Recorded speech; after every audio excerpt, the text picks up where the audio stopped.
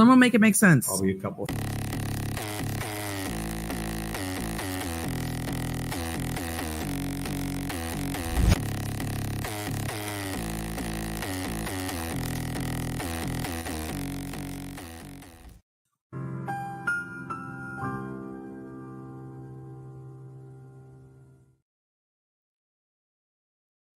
Hello, everybody. Hope y'all are having a great day. Let me just see before anyone is watching. Oh my God, y'all. It worked. The Lally bird worked. Oh my God. Okay, cool. Y'all will be in for a treat. I'm gonna have to make a command for that. So I was just running a little bit behind trying to finish up with this video for the recap for tomorrow because, as y'all know, tomorrow is Disaster Tuesday. Shout out to DSN for letting me know. And every time Disaster Tuesday strikes, I lose the videos that I'm exporting if I'm exporting something. So just getting that done. Good morning, Candace. Happy to see you, my friend.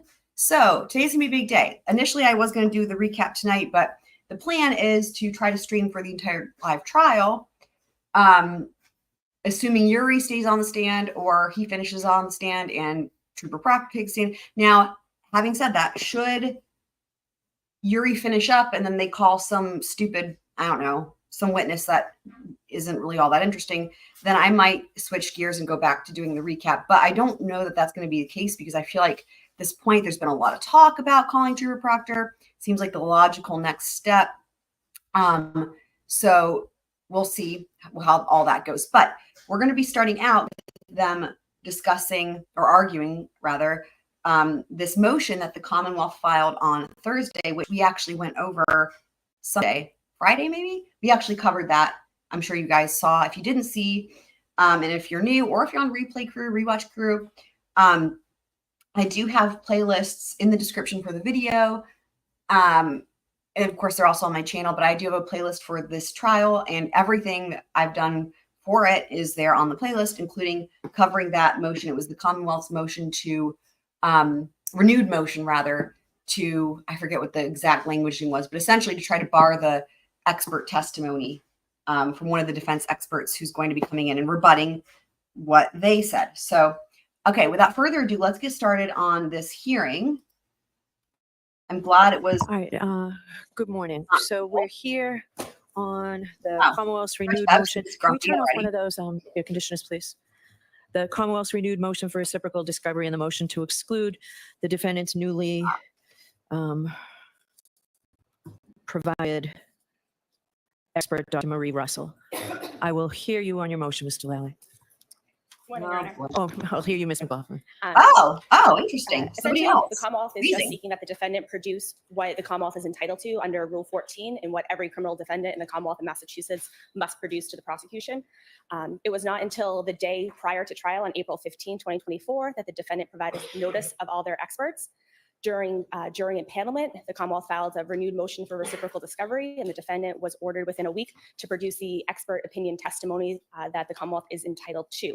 We are now entering, I believe, week 8 of the trial. The Commonwealth has not received any intended expert opinions, anything that those experts, any written reports, opinions, or anything that those experts have based their opinions on.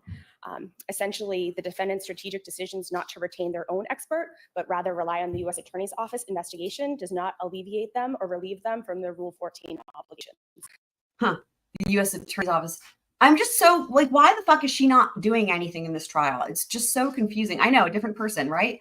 Like, she's already so much easier to listen to. I don't understand why the fuck Lally's doing this entire thing. It is bizarre. Look, also, y'all look at his stack of papers. That is hilarious, that big stack of papers. What a mess. As it pertains to Dr. Marie Russell, the Commonwealth did not receive notice that she's an intended expert until about week 6 of the trial on May 21st. And it wasn't until May 30th that the defendant provided a brief synopsis of what her expected testimony would be. Essentially, and looking at the balancing tests set forth by the case law, the Commonwealth was extremely surprised by this disclosure. And further, the Commonwealth would put that the defendant's delayed decisions to produce reciprocal discovery is in bad faith. It is intended to ambush the Commonwealth and conduct a trial by surprise. We are still receiving reciprocal discovery. Over the weekend, we received additional photographs that the defendant intends to the Commonwealth is extremely prejudiced by these delayed disclosures. So looking at all the balancing factors, exclusion of Dr. Russell is really the only remedy that's appropriate given that we are in week 8 of the trial. The Commonwealth cannot seek a continuance. The Commonwealth has their hands tied with how to effectively prepare for cross-examination of that witness as well as all the other witnesses. We don't have any materials. We don't know what the experts' precise opinions are and what they were testified to. And it's essentially, it is in bad faith and there's no less severe sanction. So the Commonwealth would move to exclude Dr. Russell. And at this point, we are essentially just seeking the reciprocal discovery that the Commonwealth is entitled to be able to effectively prepare cross-examination of these witnesses so late in the game. Thank you very much. All right, who's arguing this for the defendant? There's no mic at counsel table, so I'm going to go to the podium with the court's permission. I'm going to slow it down while he. That's why we're here, Mr. Yannetti. Thank you. I'd like to start with the most outrageous and false assertion that the Yes. made in its motion. Can I just ask you, there's no jury here. Can I just ask you how long this is going to take? Between 5 and Y'all? 10 minutes. Okay. Oh my God. That was so badass. Let's listen to that again. And she automatically cuts him off like, there's no jury here. You don't have to be. Oh my God. Dude, he can't help it. He can't help There's it. no mic at counsel table, so Yes, I'm going to go to do the it. podium with the Do court's it. permission. We need to be heard on this. That's why we're here, Mr. Yannetti. Thank you. I'd like to start with the most outrageous and false assertion that the Commonwealth made in its motion. Can I just ask you, there's no jury here. Can I just ask you how long this is going to take? Between 5 and 10 minutes. Okay. tops. Because I don't need, the Your Honor, hyperbole. I need to make my argument in the way that That's I think right. is most effective Do for it. my client. I will Fuck keep yes. this brief and succinct, but I have points to make that I need to put on Yes. record. Okay, help and her. I'm the person you are trying to convince, Understand. correct? I He understand knows. that. The Commonwealth, in a public filing, wrote the following on page 3 of its motion. Quote, during a pretrial hearing on February 15th, when asked by the court whether there was any dispute about a canine's involvement or canine DNA, Attorney Yannetti indicated no, and that the defense was not pursuing such claim. I was astounded to read that for 2 reasons. First of all, it is false. It is a lie. Second, the Commonwealth has knowingly lied about something where it's easily verifiable that they lied. We pulled the tape from February 15th. I don't have that. I'm and sorry? I don't have that in my motion. It's on page 3, Your Honor. I have the Commonwealth's renewed motion for reciprocal discovery, a motion to exclude defendant's expert, Dr. Marie Russell.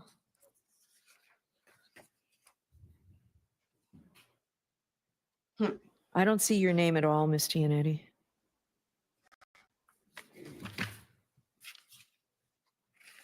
I'm on page 3. I'm sorry, it's not page 3, it's page 4. My apologies. My name is right there on page 4. It says exactly what I just argued to the court. It's about the 5th line down. Starts during a final pretrial hearing on February 15th, exactly Okay. as I said. Yes. Yes. Okay. All right. We pulled the tape from that February 15th hearing. Here is what was actually said.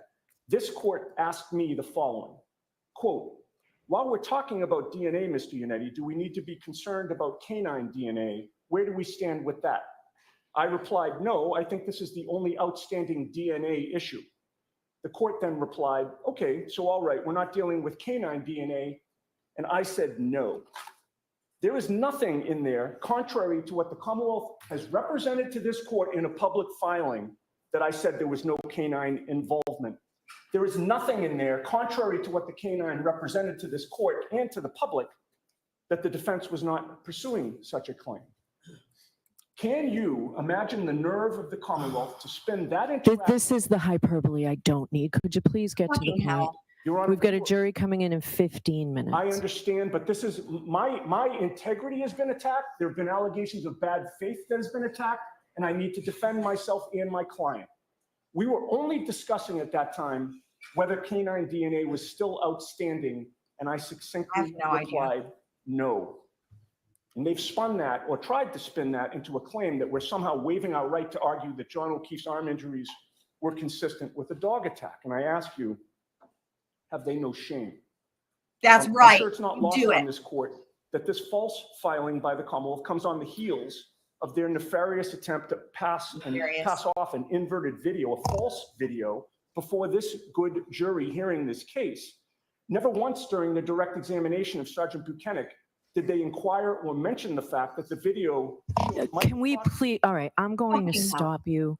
Please direct your comments to Rule 14 and the reciprocal discovery obligations that the defense has.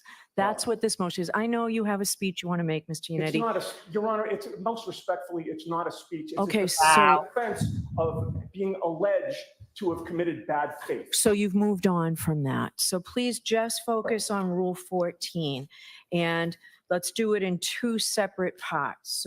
So you've changed, you're not calling Frank Sheridan, No, right? we are calling Frank Sheridan.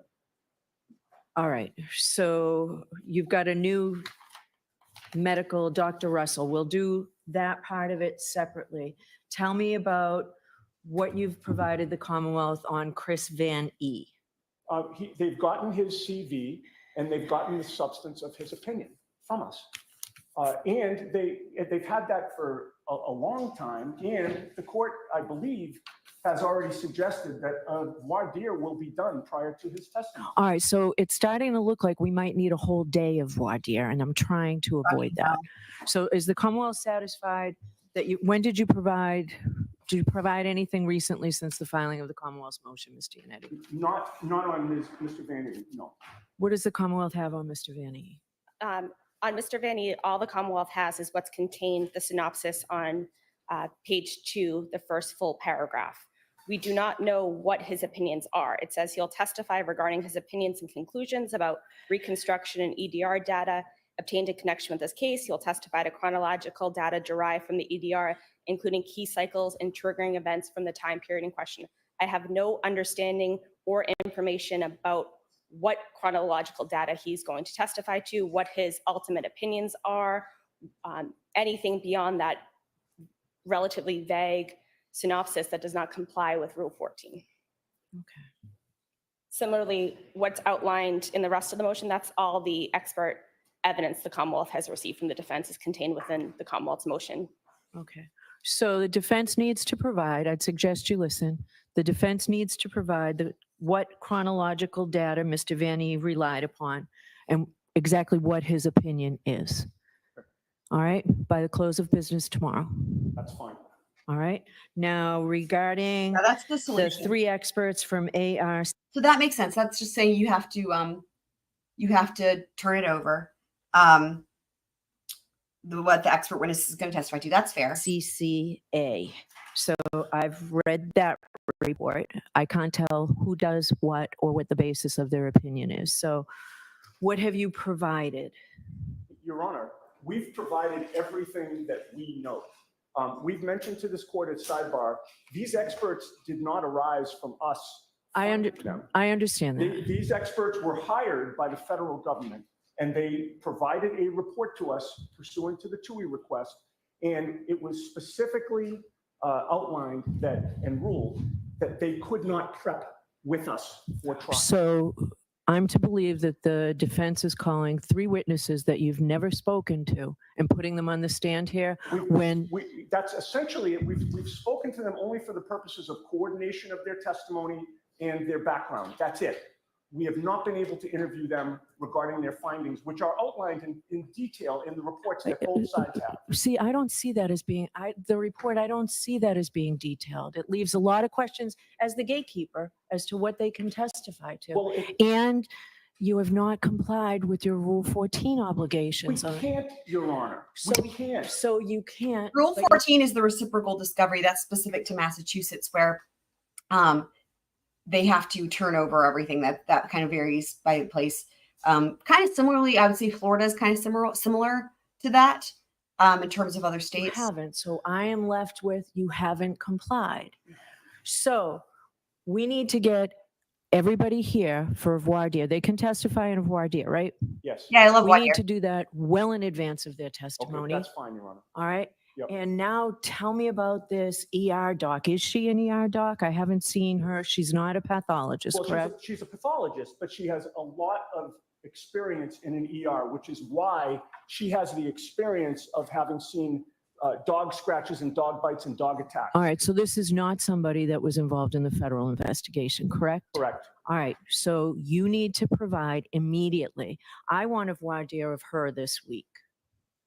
So we can get her here Wednesday, and we want the other folks up here from Pennsylvania this week as well. Okay, we'll make those calls. So we need to pick a day.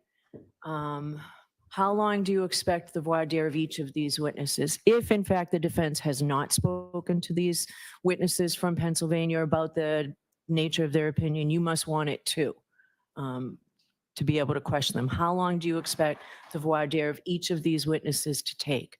I went and told the jury last week, excuse me, last week that we were going to get them this case by the end of the month based on your representations, which included voir dires. It looks like at least a day of voir dire hearings here. Yeah. Yes.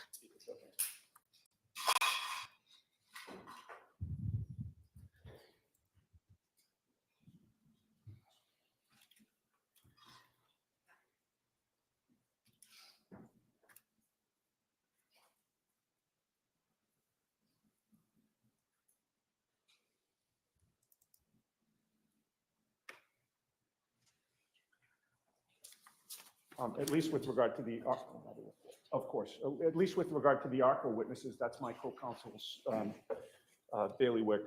He anticipates that unless there are, a substantial number of objections during the voir dire, he anticipates being able to accomplish that between 45 minutes to an hour with each of those three. With regard to Dr. Russell, we anticipate a half hour. Oh, I'm sorry, there's only two from ARCO, that's right. You're only calling two? Which two? Are you calling the two that are certified as accident reconstructionists? Doctors Rentschler and Wolf. Yes.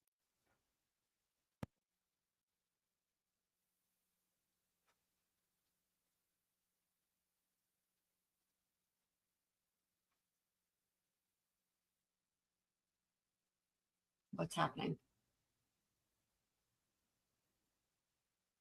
Why is there no sound? What happened to the sound? Y'all? I don't know. I guess they turned the sound off. Okay.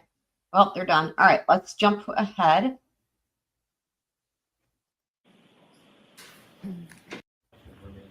All right, here we go. Bukhenic back on the stand. Alrighty, guys. I did. Yeah, I also like watching them argue as well, Candace. I love it. The reason I like court documents. All right, Mr. Jackson. Thank you. So when we left off on Thursday, we were discussing the Sally Port video that was introduced by the Commonwealth on Wednesday during direct examination. Do you recall that? I do. When he introduced that video, Mr. Lally asked you several very specific questions about the video, including if you recognize the video in general, correct? Yes, he did. And you said you did. I did. He also asked you whether you recognize any individuals in the video at a particular time where he paused the video and you used your green laser pointer to point out a couple of individuals that you recognize. Do you recall that? I do. And in that pause, you indicated at that time on Wednesday that you recognized Trooper Proctor and what you thought was yourself, the person slipping at the front of the SUV, correct? I indicated that Trooper Proctor and myself were in the video, and there was an individual slipping in the front of the vehicle. And you then on Thursday, you corrected that to make sure that we were clear about it. The person slipping was actually the tow driver, not you, correct? That's what it appeared, so yes. Okay. I'm gonna I'd like to put it take a on quick normal look at that speed. with the court's permission at 4:46. May I publish Okay. that? Yes. This is 4:46. It's the same video that you were shown by Mr. Lally. We're at runtime about 5:37 and 05 p.m. I'm sorry, I said runtime. I meant time of day. Thank you. As a matter of fact, the time of day would be most easily seen right down here, although it's pretty small from where you're at. If you can't see This that, is where the video jumped. please let me know. I do not see that, no. Okay. Your Honor, I'll hold off on that question, and I may ask the court for relief in just a moment. If we can play this for just a quick second, and I'll ask you, Mr. Bates, if you can pause it. So Mr. Bates is their tech guy, the guy who has that table-y thing. Okay, Sergeant, this is the basic video, the point at which it was paused when Mr. Lally asked you to identify the individuals in the video, correct? I believe it was a different time, but I'm not sure. Do you remember using your green laser pointer, pointing at the person in the back and identifying that person as Trooper Proctor, and then pointing at the person in the front screen right, mistakenly, understandably, mistakenly as you? You remember that? Oh. I remember indicating where the individuals would be, yes. Okay, and so do you have the green laser pointer with you? I do. Could you point at the location where you see Trooper Proctor? I do not know specifically right now if that is Trooper Proctor in the behind the vehicle, but when Mr. Lally asked me to indicate where we would be, it was That's really funny. I have to say, guys, this is fresh in my memory because I just had this part in the video that I was editing for the next recap from the direct testimony from Thursday, I guess it was. I think it was Thursday. No, Wednesday. Anyway, from day 20. So anyway, it's funny because I remember when I was just going over that. When Lally asked him that question, I was like, how the fuck can you tell? And there was something about it that seemed sketchy to me, even though it just seemed like a matter of fact thing. But I was like, I don't know. There was something that seemed off about it, which is funny. was in this location here. You're indicating toward the rear of the SUV. Correct. On Wednesday, and I just want to draw your attention It was back to your Wednesday. testimony on There we Wednesday. go. It was You Wednesday. used the laser pointer and pointed at two different individuals. The person toward the back, and you identified him as Mr. Proctor, as Trooper Proctor, correct? On Wednesday. I indicated that Trooper Proctor and myself would be in the shot in the rear of the vehicle. And then I indicated that I'm wearing a olive drab baseball hat and Trooper Proctor's wearing a winter style knit black hat. Isn't it true that on Wednesday, what the question you were asked from Mr. Lally is, Ms. Gilman, from Mr. Lally, Ms. Gilman, if you can just pause there for a moment as the sergeant's almost falling in the video, and the court said, keep your voice up, Mr. Lally. Do you recall that? I do. I do not recall that, no. Do you remember Mr. Lally saying, Sergeant Bukhenic, with reference to any of the individuals you see in this video, do you recognize any of those individuals? And you responding, I can recognize Trooper Proctor and myself. And you used the green laser pointer in doing so. Yes, I did. And that was on this area, may not be to the frame, but this is where the video was paused when you made that identification, correct? It was approximately at this time. Okay. So you were then asked after you identified, and at that time you did identify Trooper Proctor and again, mistakenly yourself, correct? I directed the laser to the area where we would be. Okay. And Trooper Proctor is the one toward the back of the truck. Again, I cannot tell you which individual. There are multiple individuals there. That's what I he do did, not though. know That's what he did, though. at this point in time where it's frozen if that's exactly Trooper Proctor. I know we were present at that location, and I know what he was wearing for a head dress and what I was wearing. All right, so you have to move along from this point. Then why did you, one more question, Your Honor. Then why on Wednesday did you indicate very clearly that the person toward the back of the SUV was Trooper Proctor? If you don't know, why did you say that on Wednesday? Yeah.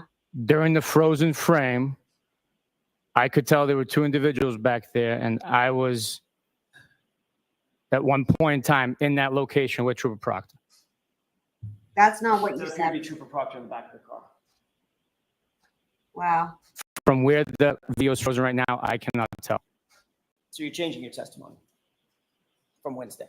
Yeah. Objection. Are you changing your testimony? I am not changing my testimony, no. Okay, next question, Mr. Jackson. You were then asked whether the That's so video was frustrating. true and accurate as in terms of its depiction of what you saw, or what you observed in Sallyport that night, correct? I indicated the video is true and accurate to the location. And you were then asked whether or not, in looking at that video, watching it, either you or Trooper Proctor approached, manipulated, touched that right rear taillight at any time, and your answer was never, correct? That's correct. And while you testified, this is the video that was displayed for the jurors, correct? In other words, it was this orientation, the front of the truck facing right, the rear of the truck facing left, correct? That's correct. And for all appearances, it would appear that the right rear taillight of the SUV is the one facing the jurors, if you will, facing the viewer, right? From appearances. You didn't know anything different. Can you rephrase that question, please? Sure. Just from the appearance of the video, as it is now, the appearance of the video looks like the right rear taillight is the taillight that's facing the jurors, facing the viewer, toward the rear of the truck, correct? As it is frozen, correct. And on Wednesday, I want to move through this relatively briefly, Sergeant. On Wednesday, you did not mention that this video was inverted, did you? It was not brought out, no. Oh, fucking Not brought hell, up by man. Dummy. That's a passive way of saying it. No. I'm asking you directly. Did you mention that this was an inverted video? Not on Wednesday, no. On Thursday, Ha, ha, Mr. ha. Lally finished his questioning on Wednesday. And he came back on Thursday, and he continued on direct examination under questioning by Mr. Lally again. Yep. To start the day, correct? That is correct. And during that testimony on Thursday morning, you also, under direct examination, did not mention that this video was inverted, did you? Did not know. And then it was my turn to ask you questions. You recall that? I do. And then I began asking you questions about the accuracy of this video. And at that time, for the first time, you said it appears that it is a mirror image. It's an inverted video, correct? I advised you that it is a mirrored image at that point, correct?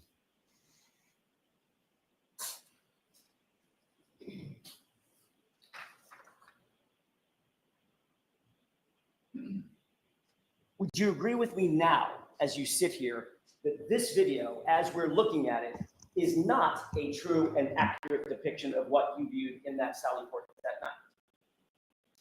I would not agree with you, no. Do you believe that what the jurors are seeing right here is a true and accurate, surveillance footage of the Sally Port that night? Yes, it's just mirrored. Which means what's left is right and what's right is left, correct? Correct. If the jurors were actually standing where the camera is recording, which it's recording all accurate depiction of activity and events taking place, the back of the vehicle would be on the right and the front of the vehicle would be on the left, but all activity is accurately depicted in the video. So in point of fact, everything in this video, every bit of it is reversed, correct?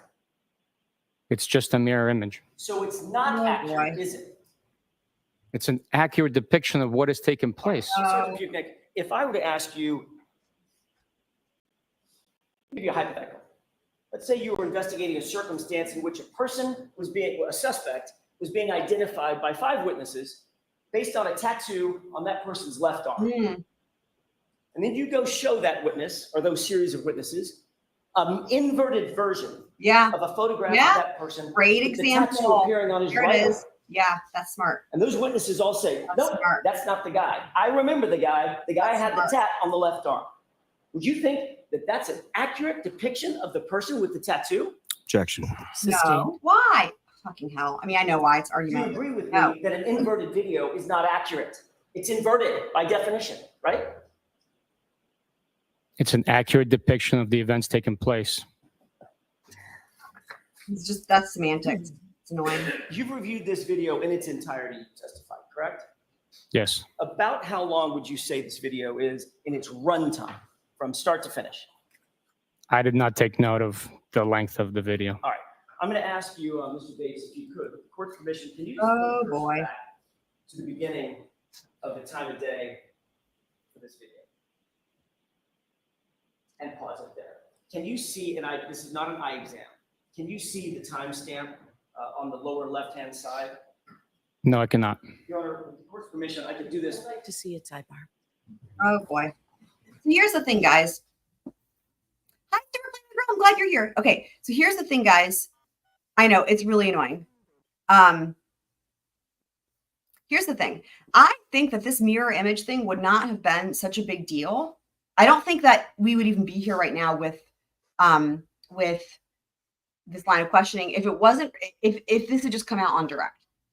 Because even if Lally didn't ask him that specifically, Lally did ask him, is this a true and accurate depiction of what, happened in Sallyport?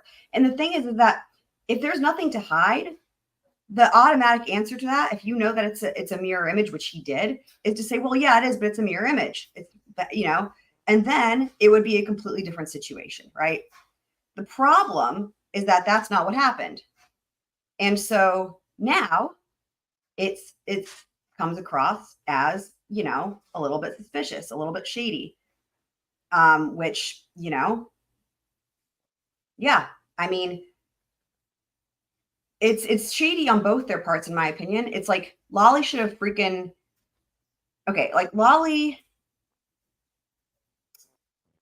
if Lally wanted to get that testimony out on direct, he could have. That's the point, right? He could have, if he wanted Trooper Bukhenic to just sort of naturally sort of divulge that information, he could have asked a question that would have elicited that type of testimony.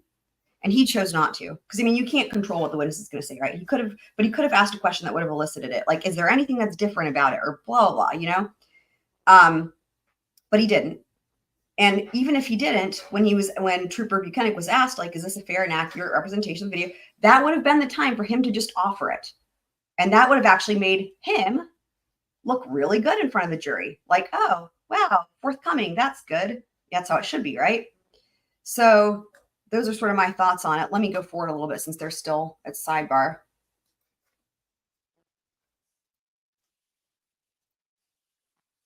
They all say briefly. So with the lawyers. Okay, here we go. You are unmuted. Jurors, sometimes lawyers have what we call stipulations rather than prolonging either testimony or calling an additional witness. Lawyers agree as to certain facts. So what the lawyers have agreed to here is that this video begins at 5:30 and 23 seconds, 5:30 p.m. and 23 seconds, and it ends at 5:48 and 15 seconds. And the total run time of the video is 5 minutes and 51 seconds. All right, your questions, Mr. Jackson? That's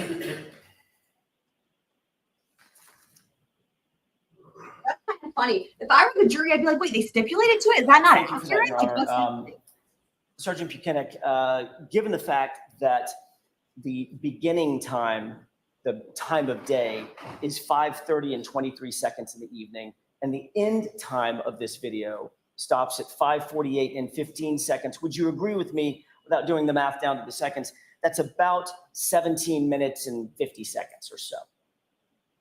In real time, yes. In real time.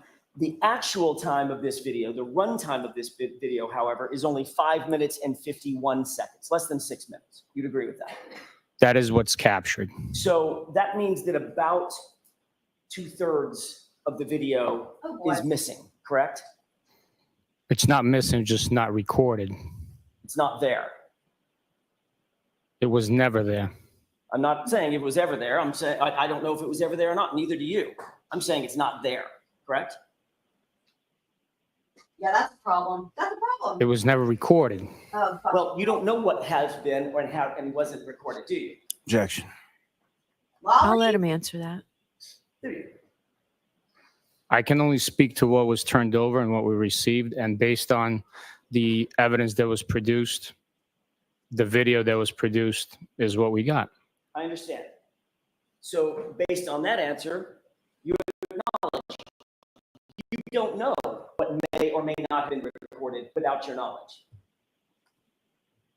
No. Right.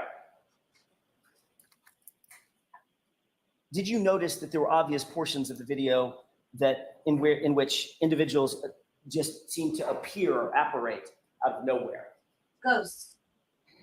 It's not a smooth recording of the events. Oh, no. When the motion triggers the recording, the video appears as if a person appeared in the video.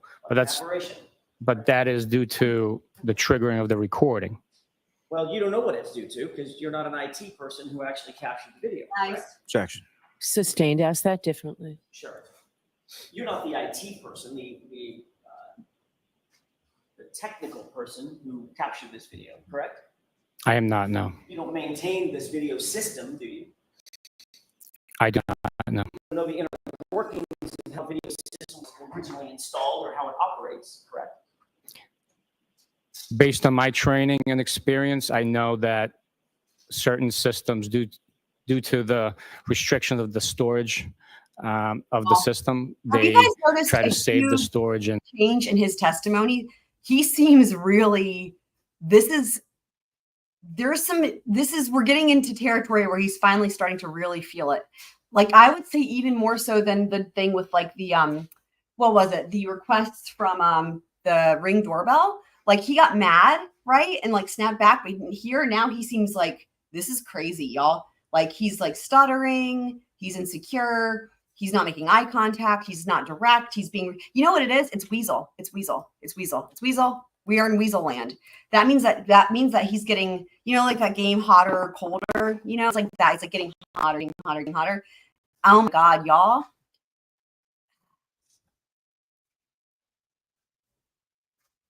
So it's possible that Lally didn't notice it because Lally's, you know, anything's really possible with that.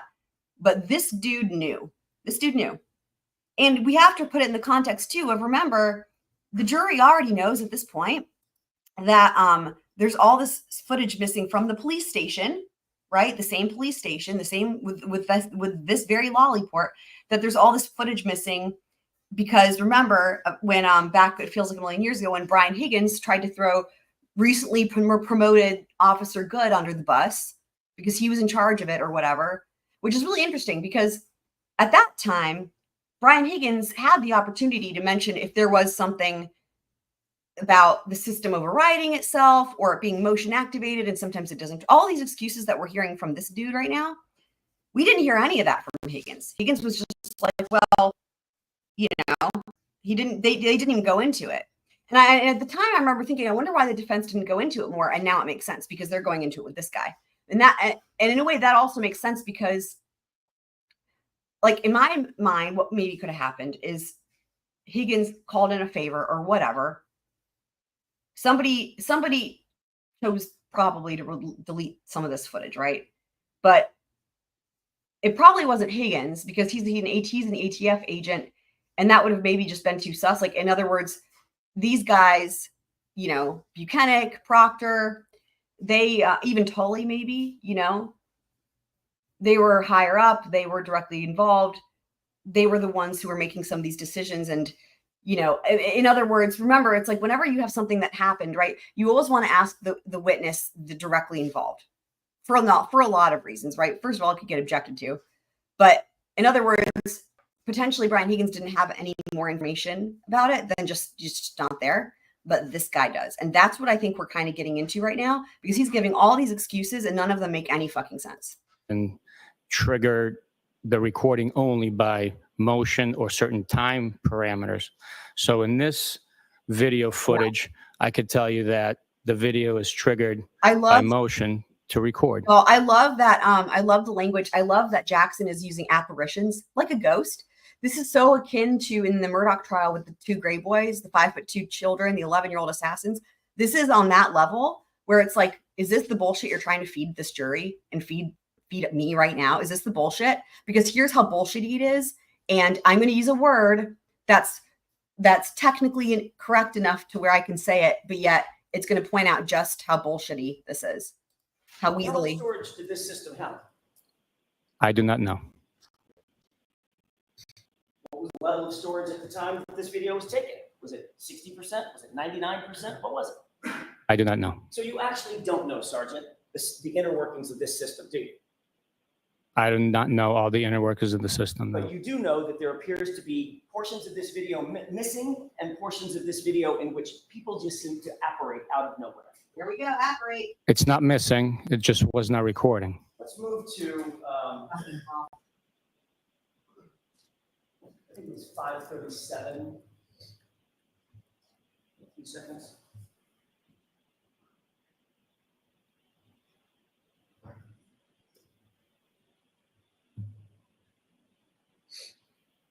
Okay, if you with the court's permission, can we play about less than a minute? Yes.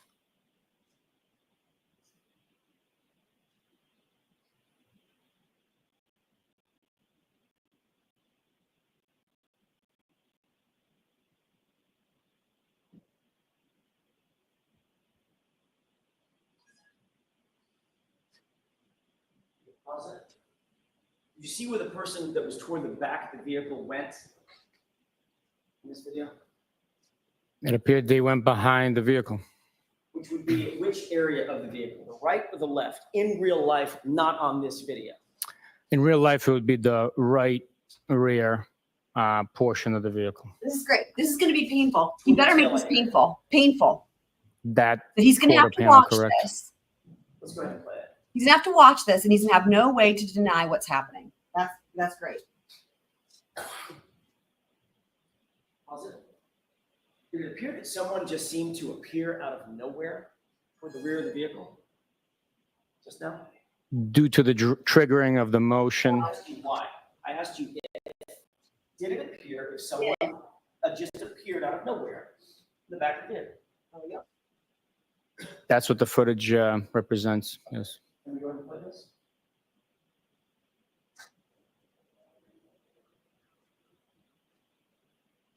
Pause it. Did you see that the person walking away from the vehicle that you earlier on Wednesday identified as Trooper Proctor appeared to have a notebook, black portfolio in his hand? Yes, I did. And can you see from there, I'm going to ask you this, basically knowing the answer, can you see from there the time of day on the lower left side as that person leaves the screen? No, I cannot. Would you disagree if I indicated to you that was 5:38 and 7 seconds in the evening? I would have to see it for myself. I cannot agree with you based on your statement.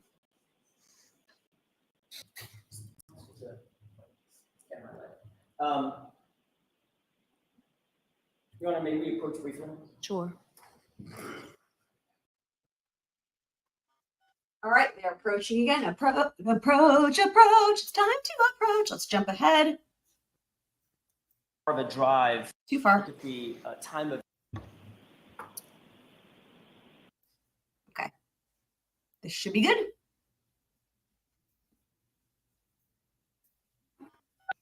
You are unmuted. All right. So, Sergeant, we're going to ask you to go take a look at that, okay? Thank you, Your Honor. Oh boy. Yes. It's like a dog that went potty inside the house. And And please don't speak until you're back in the witness stand. you know what I mean? Like they're gonna make him. Wow. It's like Alex, like, you know, the kennel video, but being like, that's not me. It's like, yeah. Thank you. All right, Mr. Jackson? Thank you. Sergeant, did you have an opportunity to look at the time of day at the point that the video is paused right now? Yes, I did. What is that time of day? 5:38:07. 5:38 and 7 seconds, correct? That's correct. And remind me about how far of a drive in time is this location at Kent So, PD this is from good stuff. 34 Fairview? With no traffic, no adverse weather and road conditions, several minutes, four minutes, maybe 5 minutes, depending which route you take. Your Honor, I have a flash drive that I'd like to have marked. Is it a different flash drive than we had on Friday? It is, and I can explain it sidebar if the court wishes. All right. Are you just marking it or you intend to show it? I intend to show it with the court's permission. All right. So we'll mark it for identification and then I do need to see you. Yes. Thank you. Maybe we approach it. Yes.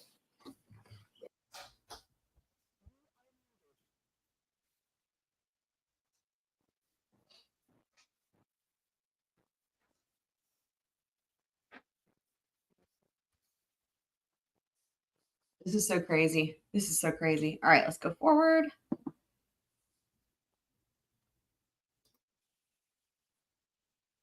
the thing about the times is like, he was like, yeah, you know, it's glitchy, blah, blah. But the thing is like everyone, there's no way he's going to be able to deny the change in the timestamp because that should be consistent. Even if all the other excuses were true, like it wasn't triggered, blah, blah. So the timestamp, that shit is locked down, you know, just like it is on their body cams.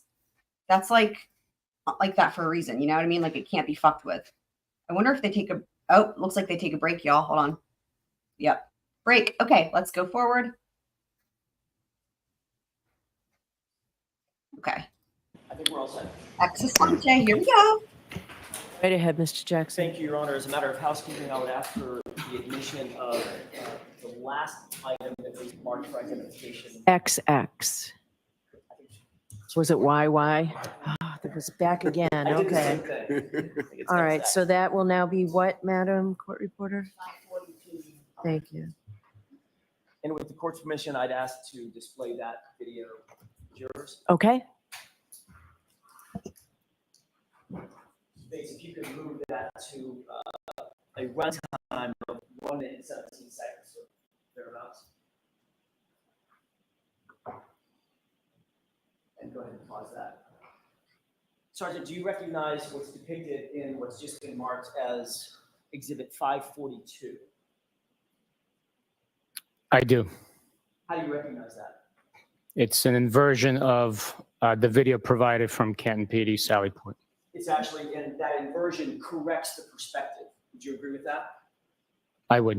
Okay, so now we're looking at what we've always been looking at, but it's clear that we're looking at the driver's side of the vehicle, correct?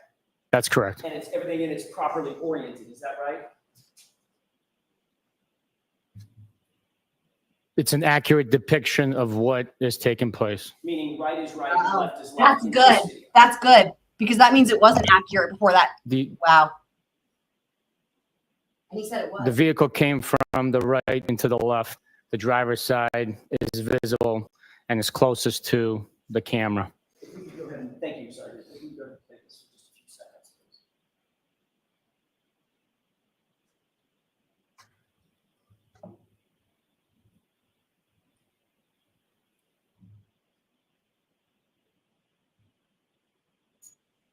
Pause it.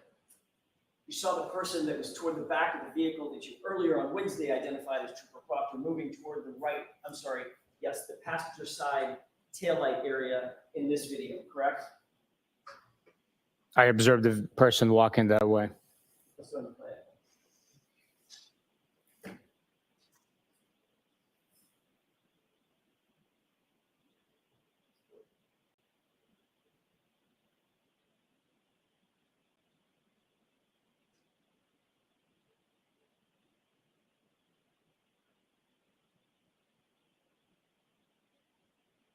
Awesome. And you see the person toward the taillight area moving out of frame just now, correct? I did, yes. And that person had that black portfolio in his hand.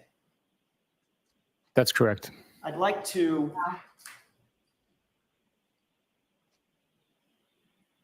So it was like edited, I guess, just to remove that part. If you wouldn't mind moving the I know, cursor right? back to the Exactly.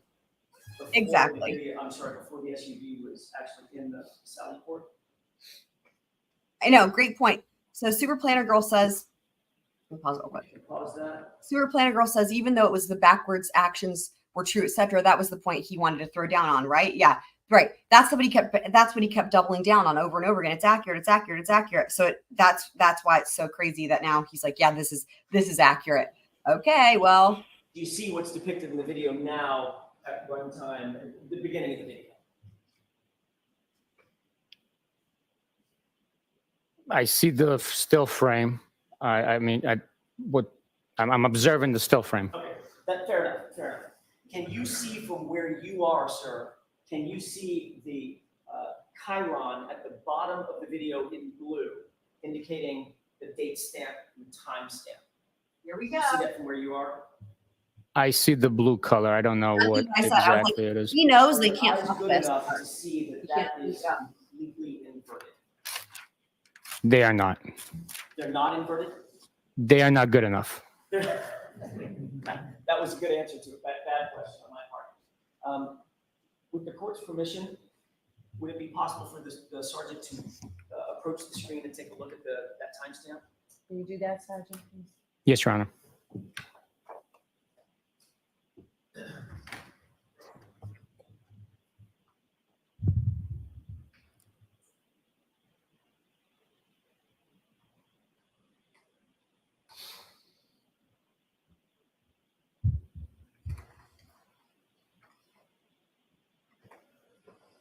Were you able to, may I inquire? Yes. Were you able to see that timestamp? Yes, I was. Sergeant, did that timestamp appear to be inverted? The blue writing appears to be backwards. So in this version of the video, which has been inverted from the version shown by the Commonwealth, the timestamp also was inverted, correct? Wow. What appears on the screen is inverted.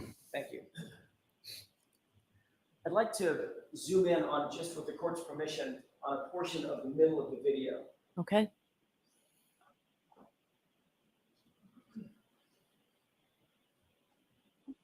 Sergeant, I want to direct your attention to an area of the video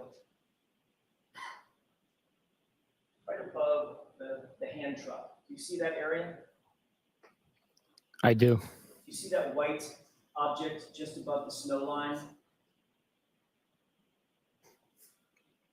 I see something there. I do not know what it is, if it's an object or it's more snow. Can you tell if that's a sort of a dirty white rag? Oh my God, it's the I cannot tell what it is. y'all. Y'all. Do you guys catch the significance of that? Holy shit.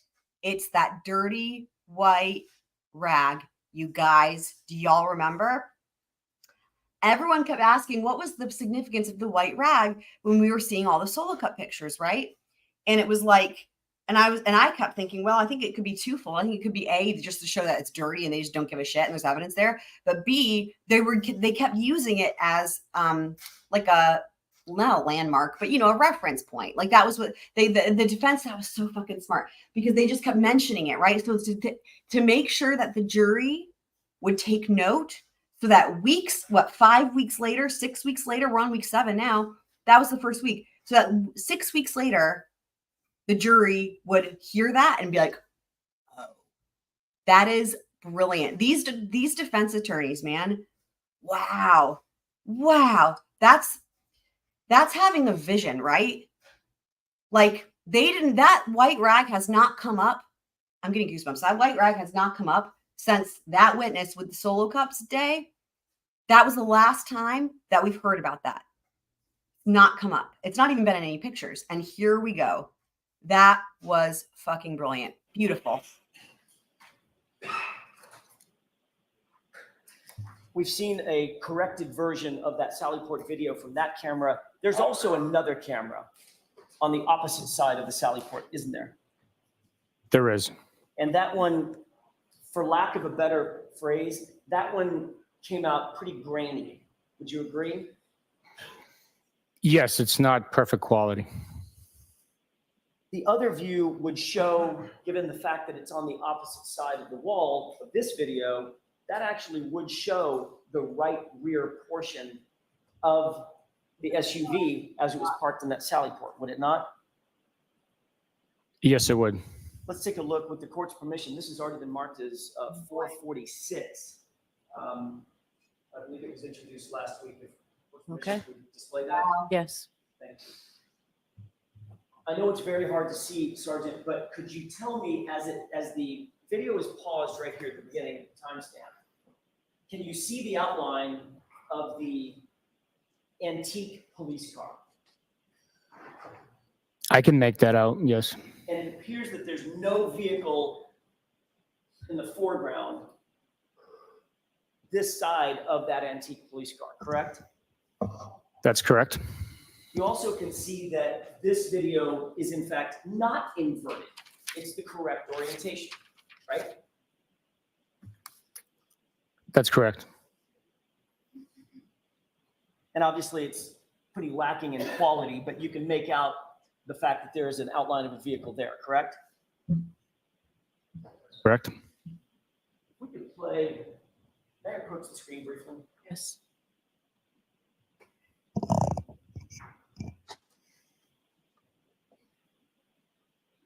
If we could, with the court's permission, begin playing at this time, this is about 5:07 and 10 seconds. That's time of day. We can play for about a little less than a minute. Okay.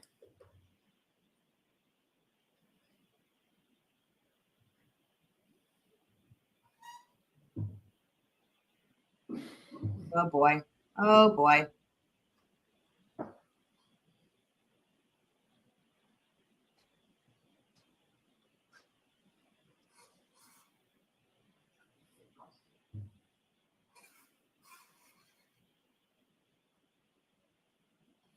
Sergeant, did you see what was depicted on the video that just ran from 5:07 and a few seconds until it was just paused? I did watch the video. And how much time would you estimate elapsed as we just watched that video in real time? 15 seconds, maybe. Okay. And do you see something? You see something in the foreground that just sort of appeared there next to that Hanson police car? Oh no, you guys. Do they have it on fucking camera? I will. It appears die. that the SUV has now pulled into the Sally Port, and there's an individual standing behind Oh my the SUV. God. Oh my You god. see what the time of day Oh is my god, y'all. on that? Oh dear. I do not. Can you see that it's paused at 5:50 and 46 seconds? I cannot. This is bad. This is insane. This is, This is the last time I would ask that I swear to God, y'all, Unfortunately, I cannot people, zoom on this, Your Honor. people need to be going to jail if this is what it seems like it's going to be, but it's not Karen. The exact time. People need to go to jail. Good morning, DSM. I'm so happy you're here. So happy Thank you, you're here. I have a new command, by the way. If anyone wants to do exclamation point Lally, we have something new. Even though Lolly's not talking right now, it's okay. We can test it out. Roger that. Before you go, guys. What is the timestamp where the video was paused? 5:50:46. 5:50 and 46 p.m., correct? That's correct. So it appears that this video in about 15 seconds jumps I'm doing it quickly because this is 42 important. minutes to the 5:50 mark. Hopefully you guys saw. We'll do it again later. I don't know how much it jumps. Well, from 5:08 Here you go. approximately to 5:50 approximately. It's a lolly bird. How Squawk. much time is that? What if Approximately 48. 42 minutes, right? Excuse me, 42. Yes. That's okay.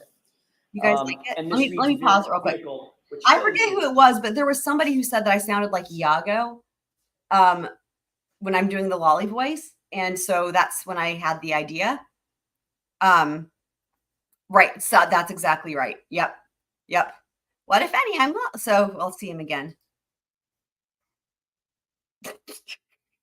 I was so pleased because it's hard when you do these. You never know what the size is going to look like when you put it on the screen. It's really funny. It's not predictable in any way, shape, or form. It's a complete surprise. So this was the first one that I've got on the first try in terms of the size. So yeah, hopefully you guys like it. Do you guys like the command or the what Nightbot says? What noise, if anything, is being made, and in reference to the noise, who, if anyone, with respect to the noise, is making it? Right, Squawk, what if any? I'm Lolly.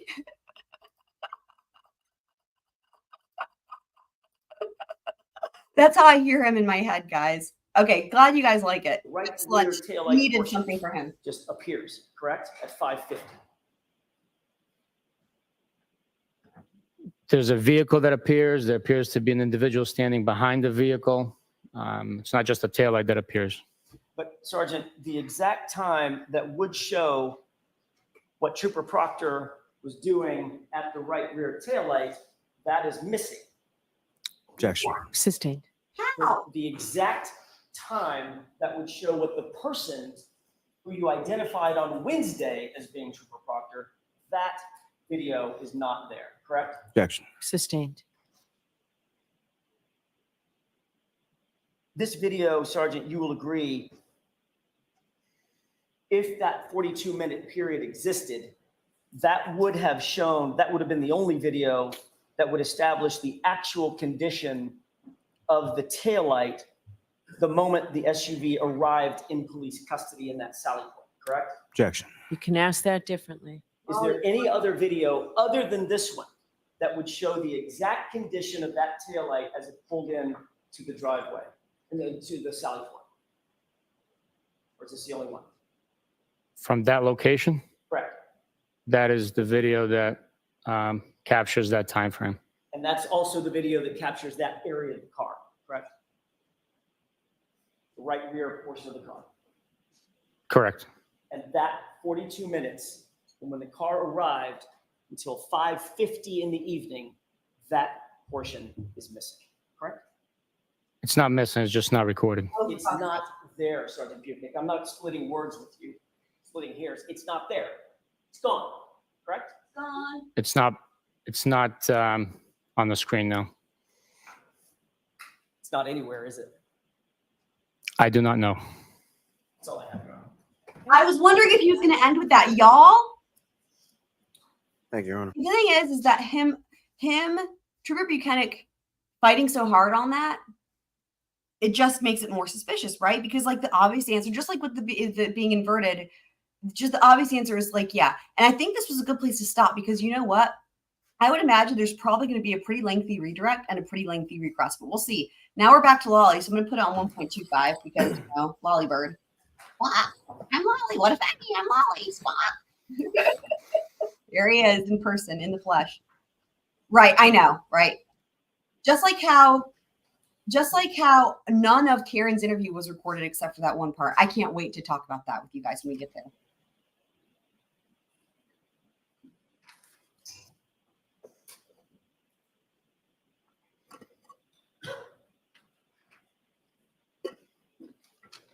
Morning, sir. Good morning, sir.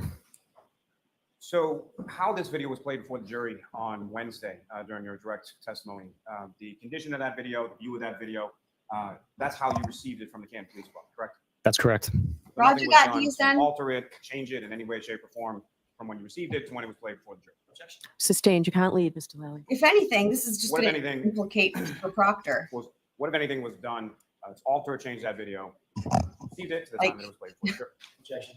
This is Ask it differently. One more time. this may be Lolly's only option. Keep throwing your next witness under the bus with the current witness. As far as the condition when you received it and the condition when it was played for the Try jury, to what was different? procrastinate, slow death. There was no manipulation, alteration of the video between I'll allow the answer. when we received it from Canton Police Department, when I played it, and when it was played for you. Now, as far as the cameras were motion activated, correct? That's correct. And as far as the skipping that you observed at various points of the video, was that something that occurred once or more than once? More than once, repeatedly. And was it one specific portion of the video? And by that, I mean, was it only at the beginning or only in the middle or only at the end, or was it sort of throughout?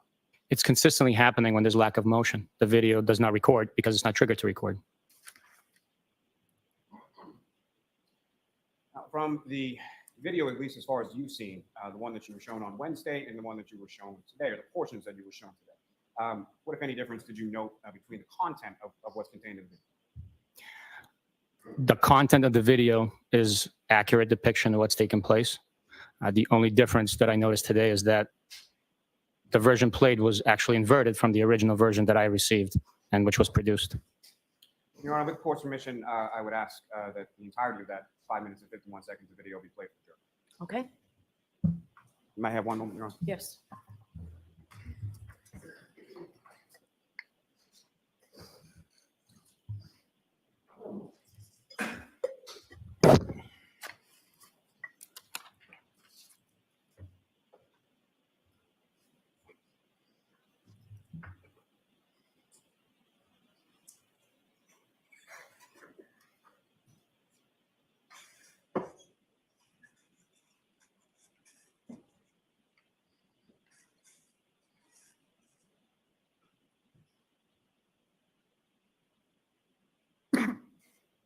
I really think Lolly would have been better just to not even bring that up, you know? This is like they covered that, and his answer was not sufficient. Okay, let me go forward a little bit, people. Oh wait, hold on. I thought he had it paused. Wow. Okay, so they're playing the whole video. There's Bill there in the orange. Here, let me put it on normal speed for this. And that area just played before the jury. That is when the vehicle was brought in by the tow truck driver from the flatbed from the driveway video into the Sally Port area, correct? That's correct.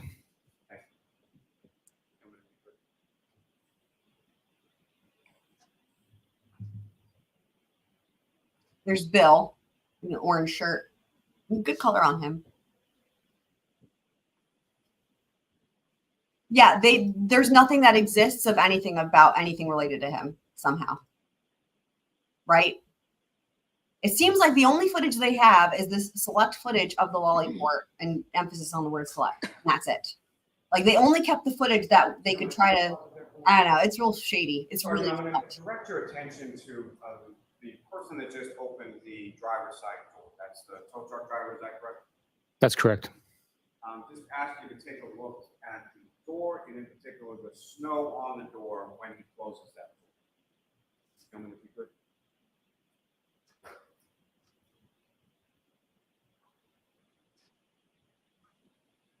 You pause just for one moment.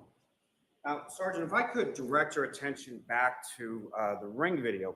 I think it was video 153 from Exhibit 6. And you were shown that video on cross-examination and asked about any movement that you saw on the driver's side rear tire, things of that nature. Do you recall that? I do. And do you recall that portion of the video when it's alleged that Ms. Reed's vehicle came close to or made contact with Mr. O'Keefe's vehicle in the driveway? At that point, did you observe any snow coming off of Mr. O'Keefe's car when they came close to each other? Objection. I'll allow it. I don't remember exactly if there was snow coming off the vehicle. There was snow falling, and that was captured by the ring video. I don't recall if any snow came off the vehicle. Gentlemen, if you could.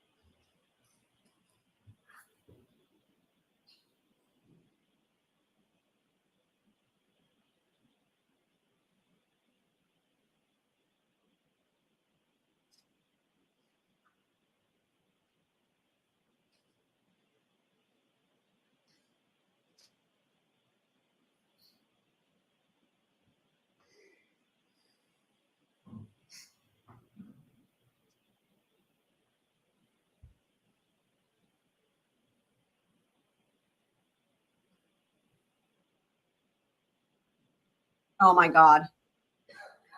Yes.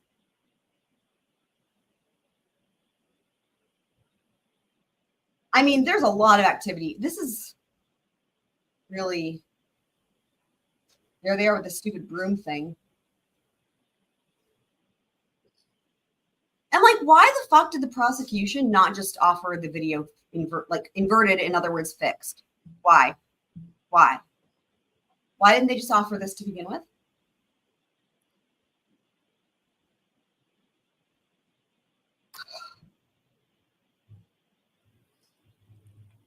Also, shout out to VLC Media Player, not sponsored. Love VLC. I mean, fucking hell, man.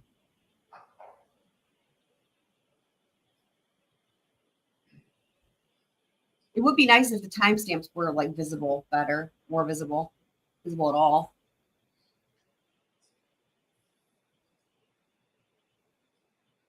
Right, DSN, right. And that was what's weird, is that they stipulated about it. And I was like, it's interesting that the defense did that. I guess they have to pick their battles with Judge Bev. And right now they are battling over that, getting their experts in. So I guess that's what it is. Because, yeah, I mean, whoa, that was weird. Y'all, we have watched countless video body cam footage from in interrogations, from the vehicles, from the body worn camera, countless and countless, hundreds of thousands of hours probably with all of us, maybe more. Oh, look at that. They're roping Bill into the mix. He didn't do anything wrong. And I've never, have y'all ever seen glitches like the kind that we're seeing? I've never even seen it inverted, but let alone the way it's like people are appearing, but then there was that one just a second ago. Here, let me rewind it and show y'all what I mean. Look at how they're putting that around his neck, Bill. Look at this one where it's like blurs. Hold on. Wait, let me go back. Almost to the right spot. You watch this on the right-hand side here.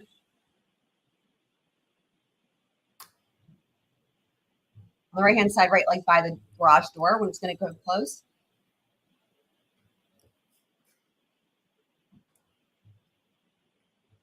Right there. I've never seen anything like that in any video. And I will tell you, the other thing is I have had every type of technical issue imaginable with the videos that I edit. I've never seen anything like that. I don't even know how a glitch like that would occur. It's very weird. Yeah, Yuri's not having a good day today. But it's promising that they're already on redirect, that potentially there's going to be another witness today because it's a full day. Remember, we have court every day this week except tomorrow, and they're all full days. I wonder if they're going to call Trooper Proctor now.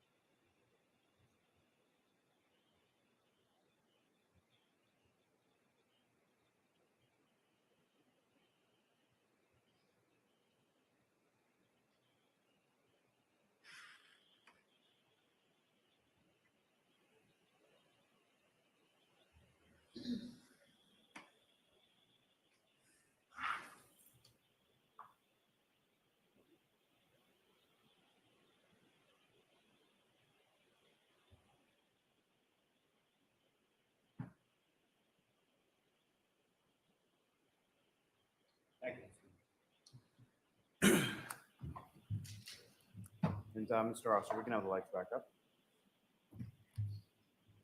Now, Sergeant, that video starts at approximately 5:30 p.m. on January 29th, correct? Correct. Is that before or after the ring video 153 from Exhibit 6 at 5:07 in the morning at Mr. O'Keefe's house when you can see the defendant's smashed taillight? Objection. So the objection is sustained. Ask the question. 5:30 p.m. on January 29th, is that before or after 5:07 a.m. When you observed the defendant's vehicle on the ring video at Mr. O'Keefe's house? That is after. And is that before or after you observed on the ring video the defendant, Ms. Roberts, and Ms. McCabe driving the defendant's vehicle and parking it in the driveway of Mr. O'Keefe's house? It's after. And is it before or after about, say, 8:22 in the morning, at some point when a Canton Cruiser parks in the driveway behind the defendant's vehicle? It's after. And is it before or after about 12:30 p.m. or so when the defendant and her father and her brother from the videos from Exhibit 6, the ring videos on 1 Meadows Ave, are parked in and around the defendant's vehicle and then leave with the defendant's vehicle to go to Dyke? It's after. And is it before or after the video that you testified about on Wednesday in regard to the surveillance video from the defendant's father's house in Dayton when that vehicle is being loaded onto the truck, and you can see the taillight there? Okay. It's after.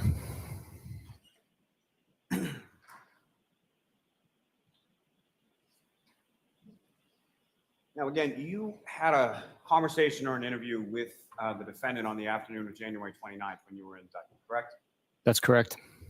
And during the course of that interview, she made statements about her broken taillight and when that occurred, correct? Objection. Do you want the instruction or do you want to come see me at sidebar? Sidebar.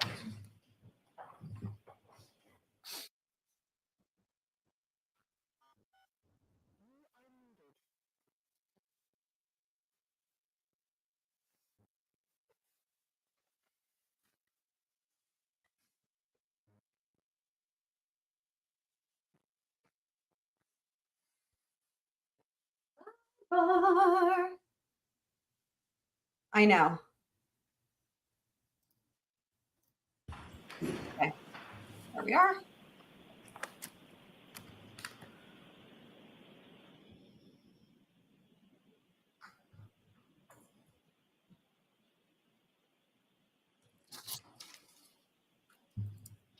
Now, Sergeant,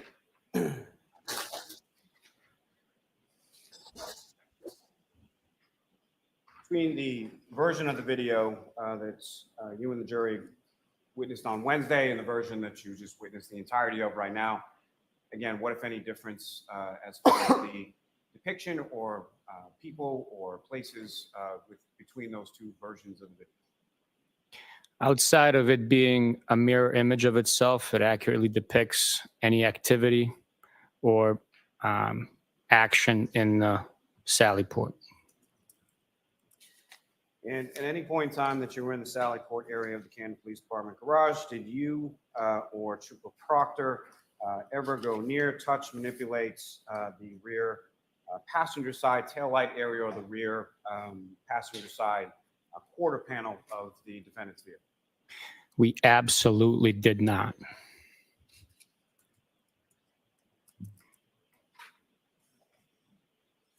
Now, if I could turn you back to some questions you were asked on cross-examination about something that was reported to the chief medical examiner's office. Do you recall that? I do recall that. And some questions about statements that you had made to the OCME at approximately 10:41 a.m. on January 29th. Do you recall that? I do recall that. And you were asked some questions about reporting it as a possible domestic assault, correct? That is correct. And can you explain to the jury what led to that statement as far as what you knew at that time and why you would make those statements to the medical examiner? The Massachusetts General Law directs us, just as it gives the district attorney's power to and authority over all death investigations. That's the following section 4 of that chapter. Excuse me, following section from section 4, section 5 of that chapter directs all state medical and police entities to work in coordination with the medical examiner's office. By law, we're supposed to work together on the medical legal investigations that the medical examiner's office conducts. We conduct the criminal portion of the investigation. They conduct the medical portion of the investigation.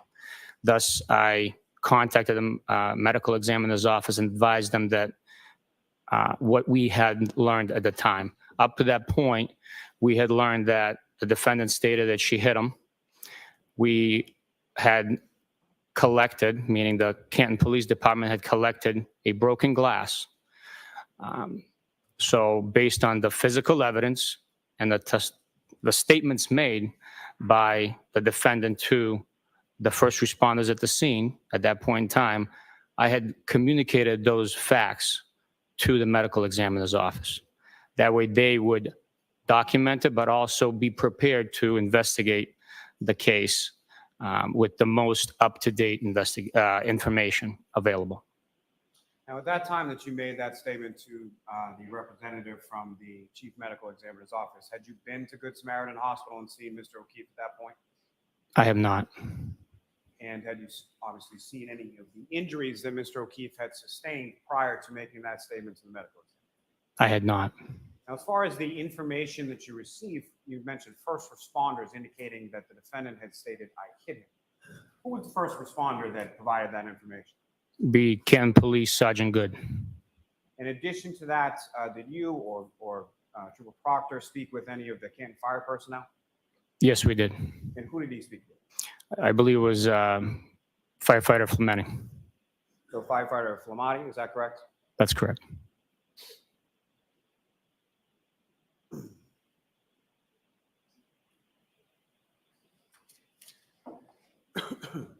Now, after going to Good Samaritan Hospital and viewing Mr. O'Keefe's injuries,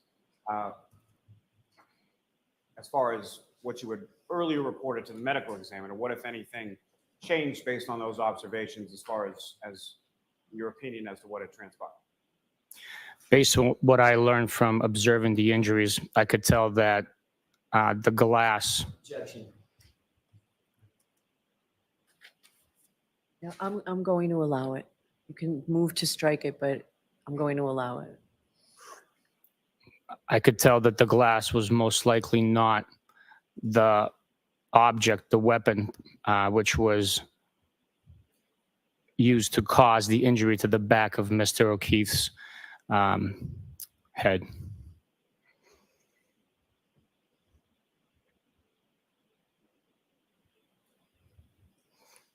Thank you, sir. May I have a moment? Yes.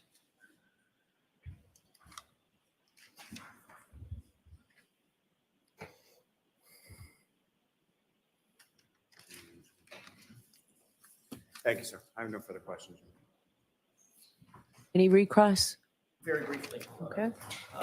In your report to the OCME, you said it was a glass to the face, not to the back of the head, correct? I'm not sure how they wrote it down, You know what's but insane? I would need to be refreshed on my memory. Like, among other things, it's so insane that they are using Trooper Bukhenic, or attempting to use Trooper Bukhenic, like in lieu of a medical examiner to talk about like the nature of the injuries and shit like that. Like, that is so wild about like how he sustained the cuts. And they were doing that before on direct, and we just haven't gone over that yet because we'll be going over that tomorrow. But it is so crazy and so weird where it's like he has no medical knowledge at all. It really does make it seem like they have no intention, believe it or not, of bringing in a medical examiner or a forensic pathologist or even a freaking coroner, which is insane to me. And that they're trying to prove the nature of the injuries via these detectives and law enforcement officers. It's a really how shall we say, a really special approach. Let's just put it that way. So now on to recross. That was a short redirect, though. Yes. Surprising to me. Last sentence.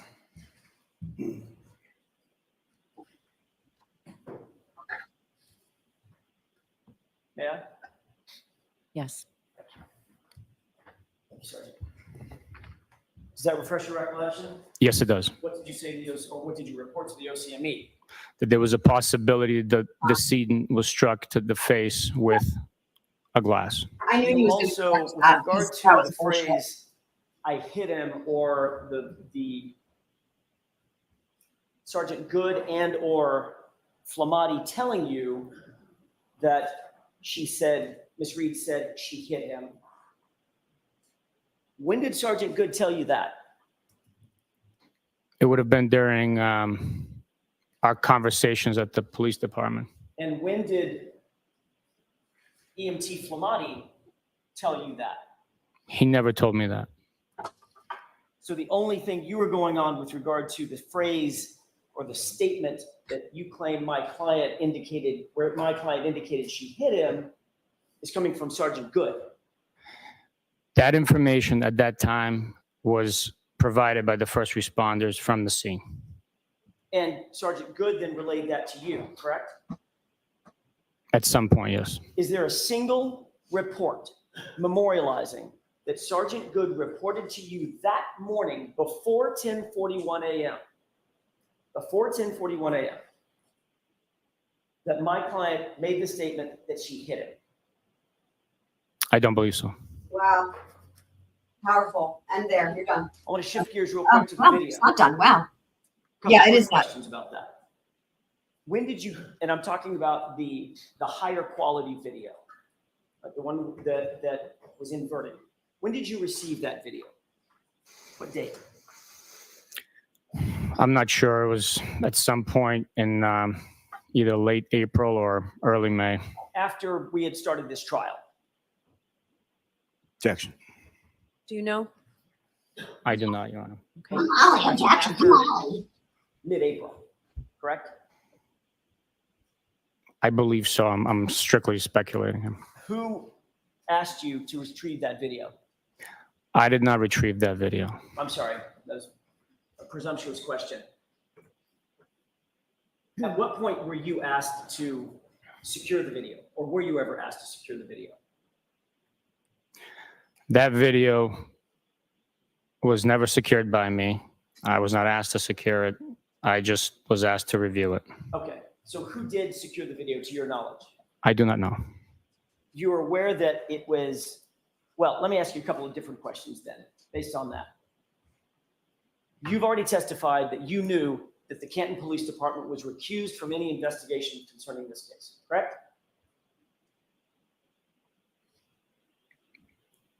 At one point, we learned that the Canton Police Department, the decision was made way above my level, and I was advised by Detective Lieutenant Tully that Canton Police had recused themselves from the investigation as far as interviews go. And you knew that that recusal was because of a connection between the Canton Police Department and the Albert family, correct? Objection. Sustained.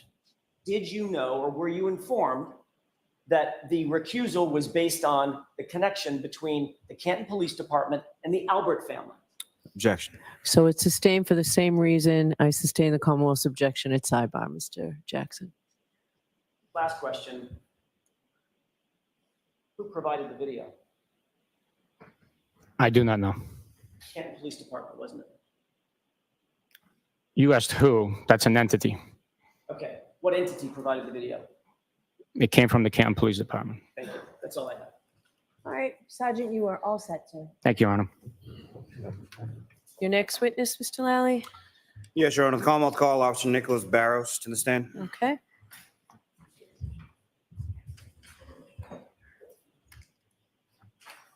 Who? You're calling Nicholas who? I forgot to even put my finger up with the long skin. Wow, that was brief.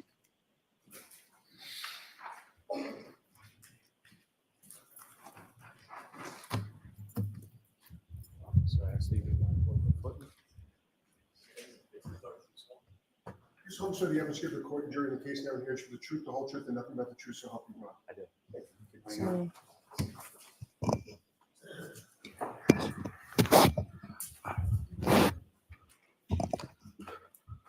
All right, whenever you're ready, Mr. Lally. Thank you, Your Honor. Good morning, sir. We Morning. edit this. Could you please state your name and spell your last name for the jury? Nicholas Barros, Crazy. Barros, Here. And how are you employed, sir? with the town of Dayton. And what, if any, role or what do you Yeah, do? for let me the hear town his. I'm a police sergeant for the police. Hold on. How did he spell it? Sorry.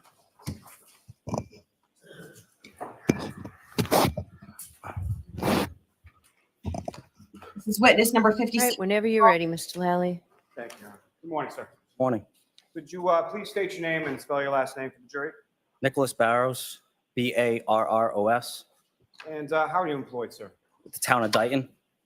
And what, if any, role or what do you do for the town of Dayton? I'm a police sergeant for the police department. And how long in total have you been a member of the Dayton Police? In total, Started in 2011, 14 years this December. And how long have you had the rank of sergeant with the Titans? A year and a half.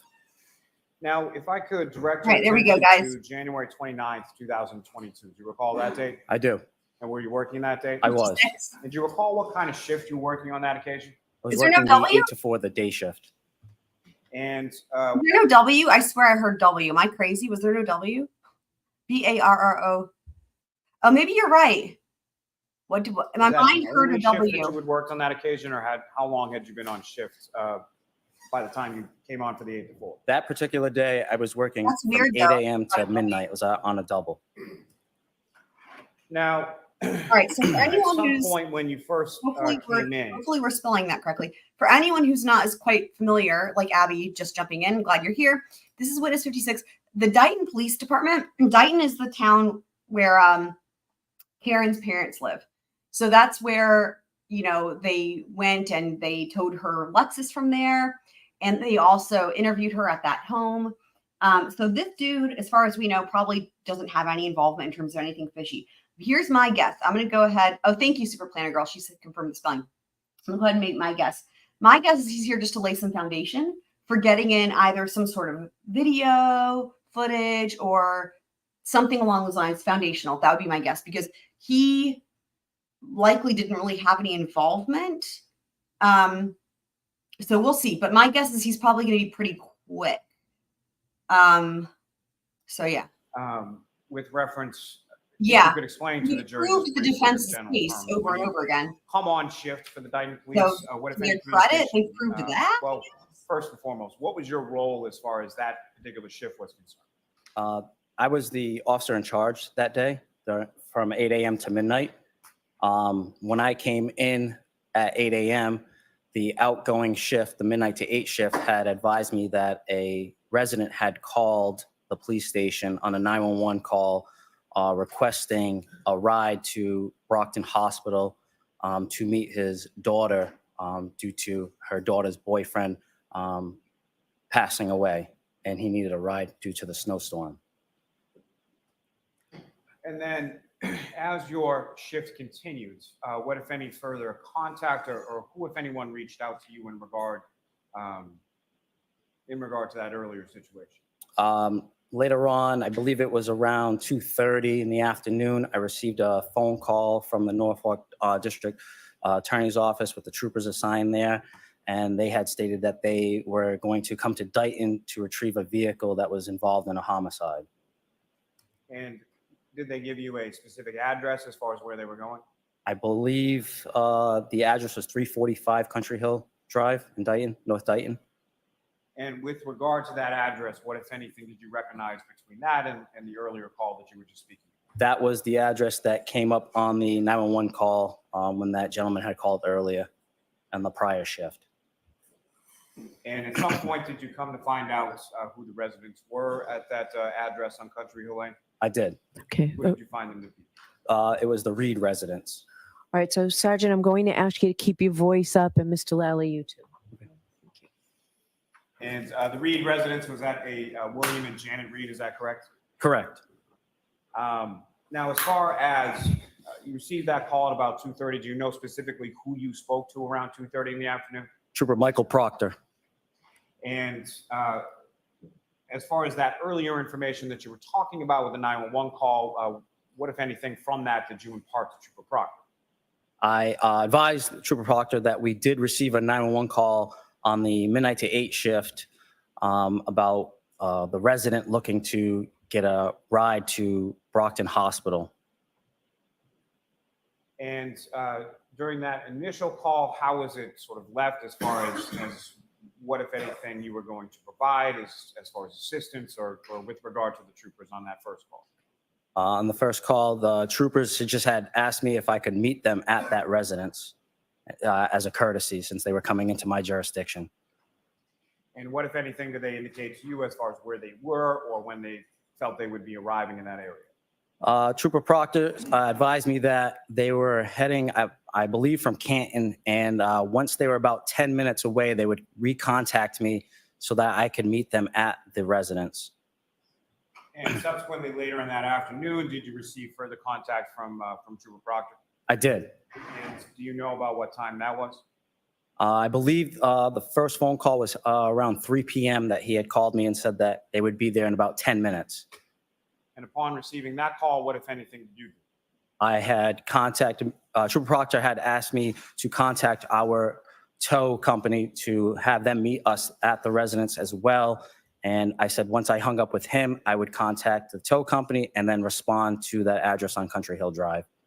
Is there a specific tow company that the Dayton Police uses with regard to towing the vehicles within the town? During that period, it was Diamond Towing. And think you could bring in so did you because they- contact someone at Diamond Towing in reference to responding to that address as well? I did. I contacted the owner and he responded. Now, as far as that area of Dayton, if you could explain to the jury sort of what you observed as you were coming down towards that residence on that day. You're going to ask Okay, him so when I responded to that address, that street is off of 138. When I turned onto Country Hill Drive, I was traveling west. When I arrived on that street, I observed a black pickup truck parked on the street facing east. I was flagged down by that black pickup truck by the driver and was told that they were the troopers that I had spoke to, Trooper Michael Proctor and the other sergeant.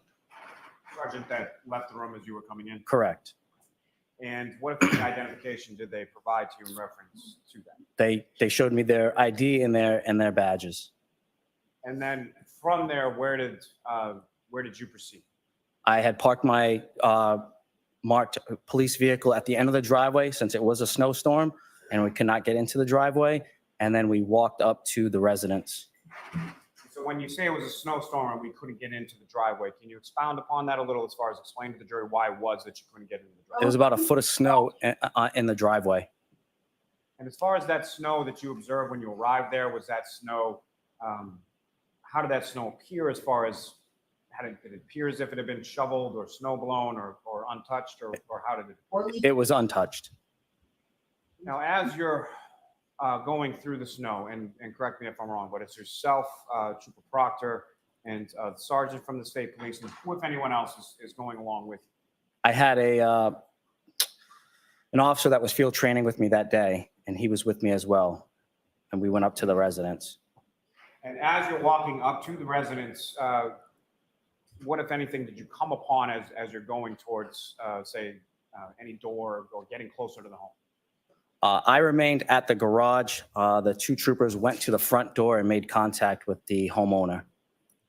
Now, as far as you were there, I'm going to specifically bump for Lally vehicles, up. correct? Correct. Did you observe a vehicle in the driveway at any time? Yes, we observed a black He's not. Lexus SUV in the driveway. Whatever. And what, if any, observations did you make to the? What if I am Lolly? At first, I did not go up to the vehicle. I just remained at the driveway and waited for the troopers to come back.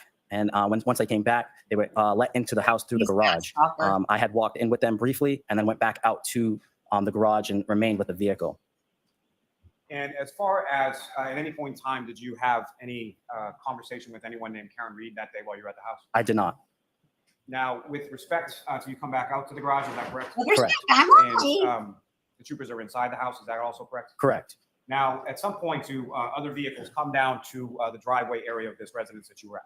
I had contacted the highway superintendent after speaking with the troopers about how to retrieve the vehicle since the driveway was untouched and had about a foot of snow. I had made the decision that I would call the highway superintendent and see if that he would come and plow the driveway so that the tow truck would have access inside in the driveway. And just in reference to this driveway, just if you could, not exact footage or anything, but how close is this Lexus SUV parked in relation to the roadway? How long is that driveway? It's got to be about 150 feet off the roadway, if not more. And if you recall, from where you're standing at the point of the garage, was what part of the vehicle was facing you? Was it the front of the vehicle, the back of the vehicle, the side of the vehicle? I was looking at the left side of the vehicle. And at some point, did you make any observations of the right rear part of that Lexus SUV? I did. And what, if anything, did you observe about that area of the vehicle? I saw that there was some damage to the right rear taillight. To my best ability and recollection, That tail light was not completely damaged. It was cracked and a piece was missing, but not completely damaged. And then beyond the taillight area of that vehicle, what, if anything else, did you observe as far as damage to the rear passenger side area? Like a dent Now, this would have been on the rear quarter. before And as far as we towed the it. dent on the rear quarter of the panel that you saw, was that above the taillight, below the taillight, or something? It's probably right in conjunction with the taillight in that same area. They'll talk about that on cross, I'm sure. And from the time that you made these observations of the vehicle, at any point did you go sort of physically up to the vehicle? I walked up to the vehicle, correct. And about how far away from the vehicle did you get? 5 to 10 feet away. And as far as the sort of outside or exterior of the vehicle, you mentioned obviously there's about a foot of snow on the ground. What, if anything, precipitation-wise or weather-wise, was around or on the outside of the vehicle? Just snow. And in particular, in this area of the right rear passenger side and that taillight, was there any snow or ice or anything around that area that you observed? On the vehicle itself? Yes. Yes, on the vehicle, there was snow on the vehicle. And not to put words in your mouth, but sort of caked on there, is that correct? I guess you could say caked on, correct. So you had reached out to the highway superintendent to have someone come out and plow the drive, correct? Correct. And do you know about how long it was between the time that you made that call and the time that the plow driver came out to clear it? Less than 10 minutes. And the sort of clearing of the driveway and the process of that, do you know about how long that took? I'd say another 10 minutes or so. And as far as the time that the troopers went into the house, at some point the troopers obviously came out of the house, correct? Correct. Do you know about how long it was that they were inside of the house? More than 30 minutes, less than an hour. Now, at any point in time that while you were there, did you yourself or did you see anyone else touching or making any contact or manipulating or anything in that rear passenger side area of either the taillight or the dent? That you I did not. I'm sorry. I did not.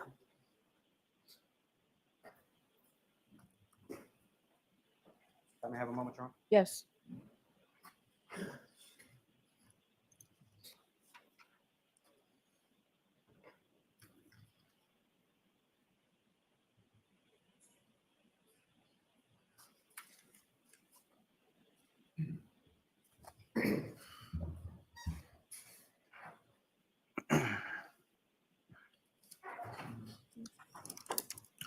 Thank you, sir. I have no further questions, John. Okay, cross-examination? All right, Sergeant Barros, you are all set, sir. Thank you. No cross. I like it. So I will say this. I will say that it seems like, so when he saw the vehicle, it was before they got it into their custody at the Lally port. So what I will say is this, is that it seems like there's no doubt that she cracked her taillight, right? Like that happened. We don't know how or when, as I showed in that little video I did. Can really kind of happen. And it's not that big of a deal. It's not hard to do. But nonetheless, it was cracked, right? And that's consistent also with what she said in that quote unquote interview with Yuriy. But then we know that there's changes to the taillight, right? We know that they remove it and there's pieces that are missing and it becomes shattered. And so it seems like the taillight was cracked, right? But then from everything we can tell, they were fucking with it there at the Lally port. And then, of course, after that, then what did they say? The pieces of the taillight just revealed themselves. So magic, right? Wonder who's going to be next. Do you want to call another witness or morning recess? Morning recess, but Your Honor, if I could just either before or after, I just need to address one thing with the court at sidebar. All right, so we'll send the jurors out. Jurors, why don't we take a morning recess? Want a break? Okay.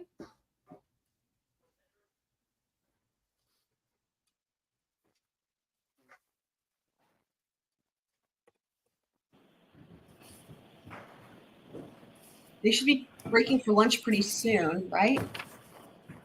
Oh, Sorry. that Trooper Proctor? That looks like okay. I'm gonna make it, that looks. I've never seen Trooper Proctor, but y'all, if you remember with Yuriy, I've never seen him before, obviously. He looked like exactly as I expected. This dude looks like how I would expect a Trooper Proctor to look. So I don't know. But he's not going to be on stand long for lunch. It's him. We're back in session. You may be seated. All right, Mr. Lally, your next witness, please. Yes, Your Honor, the Commonwealth call Trooper Michael Proctor to the Oh, stand. fucking hell. Shit, you guys. It's happening. It's happening. Oh my God. Oh my God. Oh my God. Frodo, it's okay. Don't be worried. Frodo's scared. I don't blame him. I'm yelling. Oh my God. Oh my God. Oh my God. Oh my God. Oh my God. Oh my God. Oh my God. Oh my God. Ah, somebody put it in the Discord. Oh my God. Oh my God. DSN, quickly. DSN, honestly, DSN, I'll put it in the chat. He can just skip that last witness. Skip the last witness and catch up. Holy fuck. Holy fuck. You guys. Good morning, Your Honor. Good morning, jurors.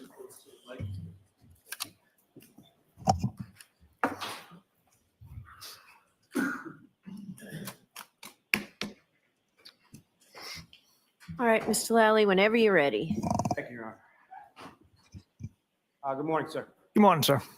Could you please state your name and spell your last name for the jury? Trooper Michael Proctor. Oh my God. PROCTOR. I can't even believe this is happening right now. And I already saw when I was scrolling around, their feed cuts out briefly here. But, you know, it's just his name and shit. Possible medical situation. Hold on, let me go back. Okay. On that initial information. I'd rather On that initial. have it cut out for a second and then, okay, now we're back. It's so funny. I think EDB uses the same feed. So whenever I had issues and I was like, what the hell? And then I remember one time I was watching her on replay and I was like, oh, she had an issue the exact same spot. She was using the same feed. Possible medical situation. Hey. And based on that initial call and that initial Wow, he looks information just that you like received, what, if anything, thought. did you do? Wow. And at that point, I knew I needed to gather further information. So Oh my God, I contacted Detective Lank from Canton Police Department to see exactly wow. what transpired in the morning. He had informed me that a male party had been transported to Good Samaritan Hospital Oh my God, y'all. with some injuries. You guys. Detective So, Lank didn't have. do you think United's going to do cross since Jackson did cross on a? I would imagine, and I love that they didn't even do cross on the other dude. I feel the same way. I was just thinking to myself, it's so silly. They called that other witness, and you know he didn't do anything wrong, right, or whatever. But it's like they called that witness to just testify about the car. You know what, 5-10 minutes on the stand, and then they're like, yeah, no cross. I just sends such a message, doesn't it? It's like get to the next witness, please, because you know they were probably hoping maybe to like lollygaggle until lunch, right? If they had actually crossed that other fella, whatever his name was, I already forgot. Like then they could have maybe weaseled their way out of procrastinating on him. And that's what they've been doing. They've just been procrastinating. Oh my God, oh my God, oh my God, oh my God. And they couldn't do it because the defense did no cross. That's amazing. Beautiful. Have much more information. So I knew I needed to contact Let's hope it's brutal for him. paramedic at the hospital. The individual is treating Mr. O'Keefe. Let's just remind everybody, because we haven't heard this since opening statements, but we heard this from the defense and they can't just make shit up.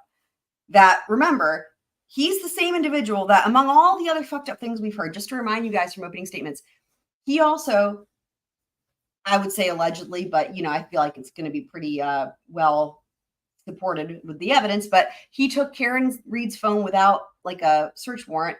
And then he was the one who was like looking for nude photos and then texted somebody else. I don't remember who, or said to them, I don't even remember at this point, it's been so long, but said something to the effect of, whether it was text or in person, said that he was disappointed that there weren't any nude pictures. That's this guy. Before we get to that, if I could, I'm sorry. As far as Detective Sergeant Lank was concerned, was that someone that you called on your own, or how did you get his information, or why did you call him specifically? I knew he was on scene, so I called Detective Lank. So that was some information that you had received at some point earlier, and then you contacted Detective Sergeant Lank. Correct. They skipped over. That, this is a lot to process, you guys. This is a lot to process. Think about this, though. With every single fucking witness, Lally has gone exhaustively into what their job is, what their job title is, what their background is, what their training, all that. That feed only cut out for like 2 seconds. He didn't ask him any background information because I think for 2 reasons. A, I think he wants to get this over with, which is fine by me. Let's get on to cross. But B, because I think he's trying to keep it, you know, he's not trying to bring out the fact that this dude, I don't know what all's happened because, again, I've not read anything outside of the trial, but I know that this dude is in some serious trouble, whether he's been removed from the force or like there's certainly things have happened, right? To where his background story is not going to be very reputable, I would think. And it'll come out on cross. I look forward to it. But at the very least, Lally's just trying to get this over with. Wow. Wow. Wow. Sorry. Firefighter Anthony It's Flamati. beyond. It's a different level. And with reference to that conversation, what, if anything, did you learn from that? Firefighter Flamati informed me that I'm going to allow it.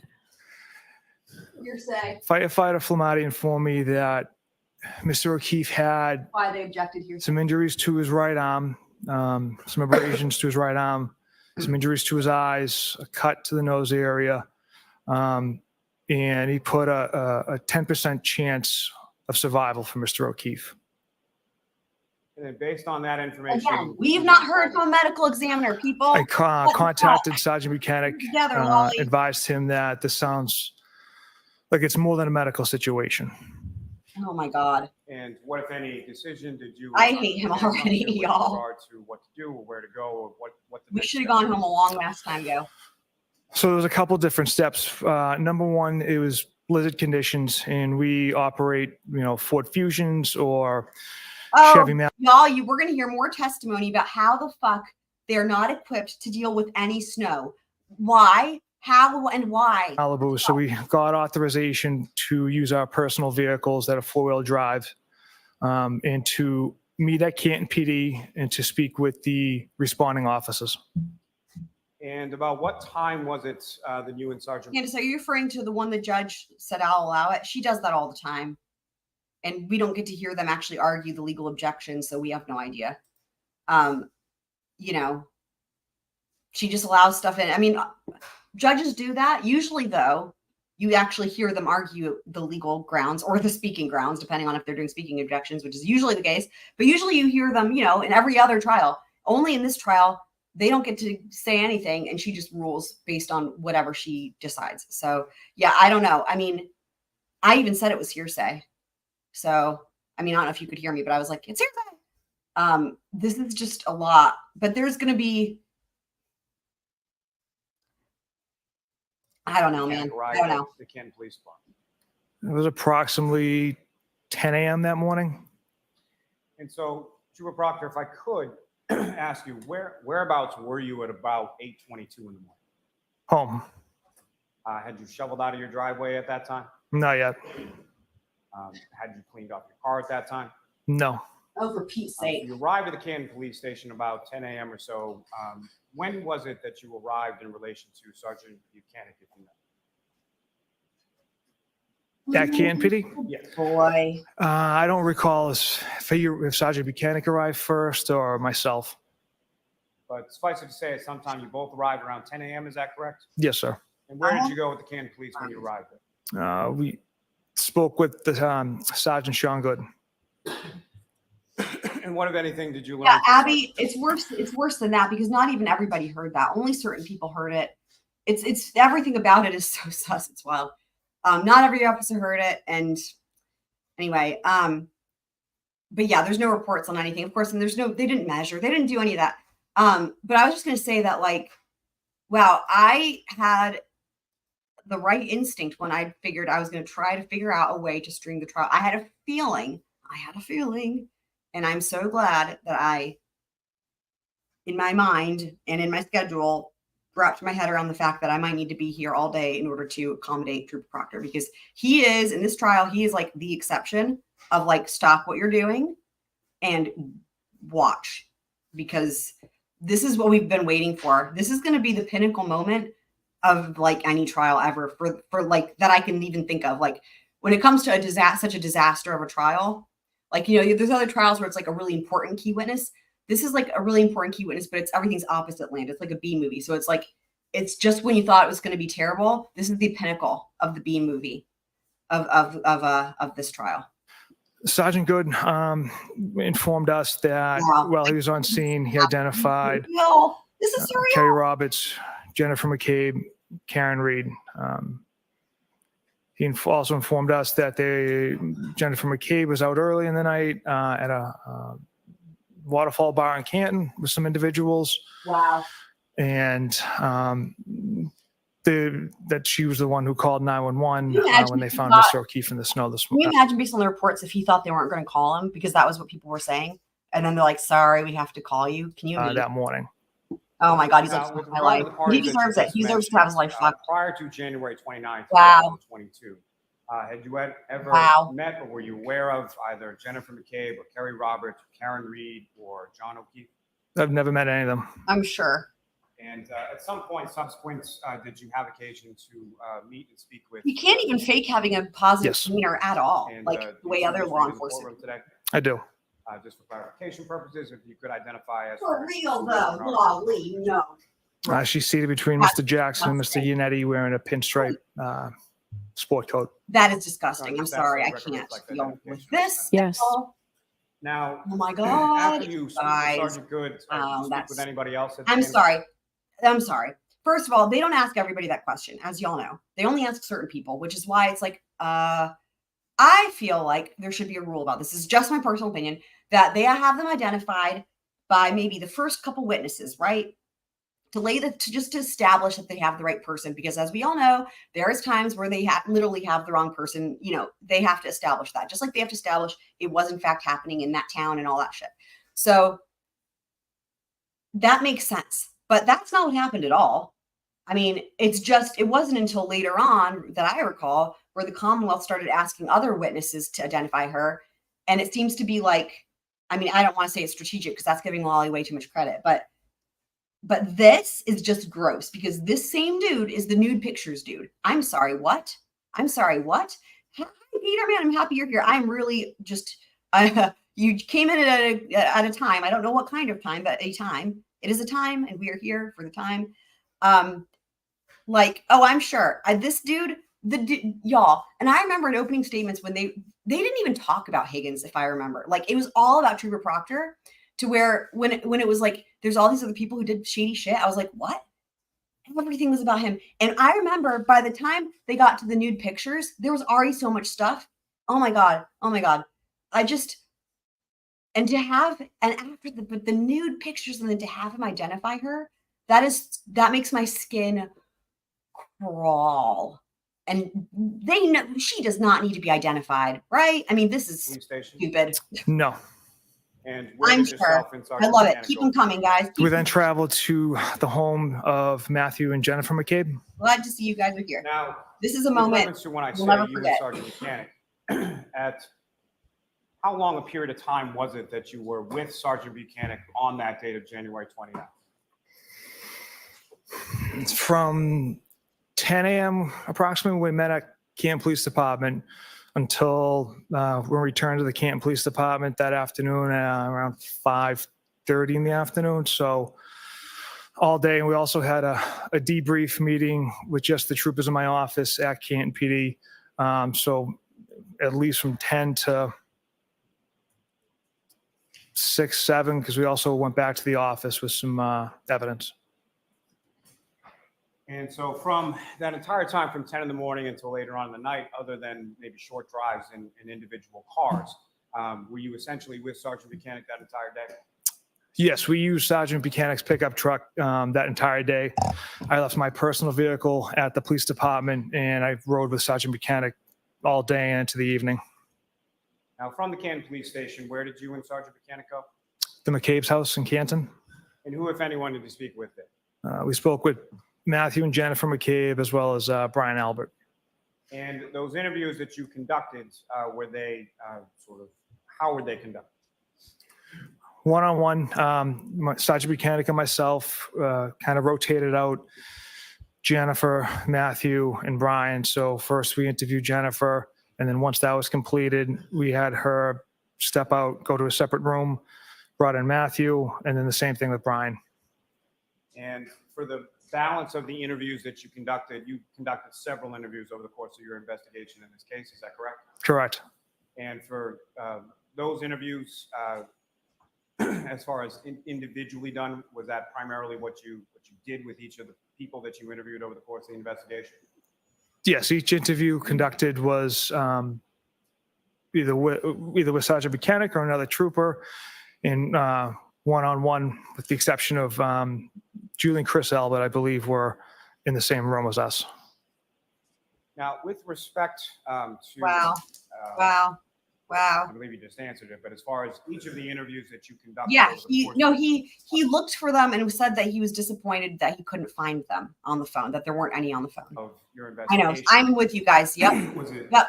at Oh, any yeah. point in Oh, time, yeah. was Oh, it I an see that you interview searched me. you Okay, yeah. conducted Just by yourself? There was just one. And course. who was that Of one course, that you conducted by yourself? That took place just at the grand jury across the street. It was the Currans. I had some difficulty locating them, so when they appeared for grand jury, I interviewed them one-on-one by myself prior to their testimony at grand jury. This is You had just attempted to unheard meet of. with them prior This is to them unheard of. coming to the grand This jury, is is that so correct? weird. Yes, And they had not been responsive to that? correct. However, I they don't did know respond about to that, summons man. and That you doesn't interviewed sit them right. Before they went into the grand jury, correct? Yes. Y'all. Other than those, Okay. as far as Mr. and Mrs. Curran, Oh every my- interview. Oh my God. Oh my God. Oh my God. Oh my God. Oh my God. Okay. Before we get to, we have to compliment him because it's our tradition. Hey guys, I like his tie. Just saying, just putting it on the record. I like his tie. It's a neat tie. If you just ignore the face on top of it, you could just be like, oh, it's a person wearing a nice tie. That you conducted was in the presence of at least one other trooper. Correct. Now, as far as you mentioned one name that we hadn't discussed before at the McCabe household, Oh boy. a Brian Alberts. Prior to January 29th, 2022, had you ever met or were you Oh my aware God, of I'm know Brian dying. Alberts? And I've met Brian Albert until that interview. You guys became quick friends, Now, didn't you? following the interviews that you conducted at the McCabe household. You know what that means? You almost have where did you shared go from interests, right? Overlapping interests. After the interviews at the McCabe household, Sergeant Bukhenic and I Right. traveled to Good Samaritan Hospital for two reasons. One, we knew Miss Reed was there receiving treatment for Section 12. And two, we wanted to view Mr. O'Keefe. And when you arrived at the Good Samaritan Hospital, was the defendant I thought you were- still at Sorry, what? He said the one other part, I can't even speak. Part of the reason they wanted to go there was to interview Mr. O'Keefe. Didn't this fellow just say that he got a phone call? Yeah, that was him. That was him. Right after the freaking stream cut out for a brief second. And he was said that he got a call about a medical emergency or something like that. And then he said right after that, he later learned, because this is where the objection came into hearsay, he later learned that they said he only had a 10% chance of survival and it was way more than a medical emergency. And now you're saying you're going there to interview him? Pardon? facility at that time? We'd spoke with the security staff at Good Samaritan Hospital. They informed us that Miss Reed was released. I'll allow it just as to where you went. Oh my God. That Miss Reed was released several hours prior to our arrival. And do you know about what time it was that you arrived, yourself and Sergeant Bukhenic, at the Good Samaritan?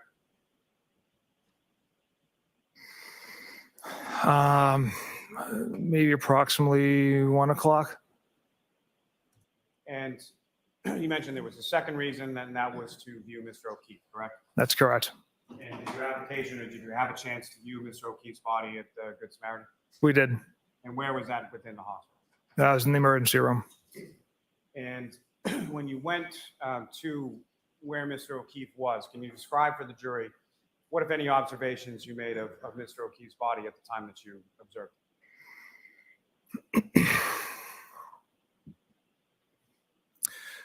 The first thing I noticed on Mr. O'Keefe is he had abrasions on his right arm. On the top of his right arm, there's approximately 6 to 8, ranging from his forearm to his lower bicep. No, we know. There's no injuries underneath that forearm. Got Both eyes were swollen and black and blue. He had a cut on Right. it was his right Yes. nostril. Yes. Another smaller cut. Abby. It was on his left eye. Yes. Um, Yeah. Even if you can just watch it on those are the Oh my God. injuries that kind of jumped out to me. At any point in time, did you make any observations of the back of Mr. O'Keefe's head while you were there? I did observe blood on the back of the head. I wasn't able to tell if there's any significant trauma to the back of his head. Now, from the Good Samaritan Hospital, yourself and Sergeant Bukhenic, what, if any, items did you secure in evidence from the Good Samaritan Hospital? So after we viewed Mr. O'Keefe's body, we observed a pile of clothes in the corner that hospital staff had cut off Mr. O'Keefe and kind of piled into the corner. The one thing that had jumped out to both of us was one sneaker. And it's fairly common in a motor vehicle pedestrian strike that Sustained. Next question. I'll strike from fairly common. The observations. Oh wait, what was that? Hold on. As far as the didn't hear clothing that. that you observed, Striking. So after we viewed Mr. O'Keefe's body, we observed a pile of clothes in the corner that hospital staff had cut off Mr. O'Keefe and kind of piled into the corner. The one thing that had jumped out to both of us was one sneaker. And it's fairly common in a motor vehicle pedestrian strike that. Sustained. Next question. Oh, right. I'll strike from fairly common. Well, you know what he was about to say. What he's about to say was going to be inaccurate anyway. What he's about to say is what I've testified. I've not testified. Oh my God, y'all, my brain. What I've said before, which about the shoes, right? We've talked about the shoes. That it is. I have heard from lots of experts, especially they talked about it a lot in regards to Stephen Smith, that whenever there's a car accident of any kind, it's like this thing that everybody knows about. If you're in that field where both shoes come off, okay. He was about to try to make that test. He was going to try to testify that it's very common for, and then he got cut off. But the thing is, like, this is like gaslighting in a way, because it's common for both shoes to come off, not just one shoe, both shoes. And the experts said, like in regards to Stephen Smith and stuff, they said that they've seen it does not matter what kind of shoe. They said it's like a phenomenon. The shoes always come off no matter what shoes they are. And so the one shoe thing, oh my God.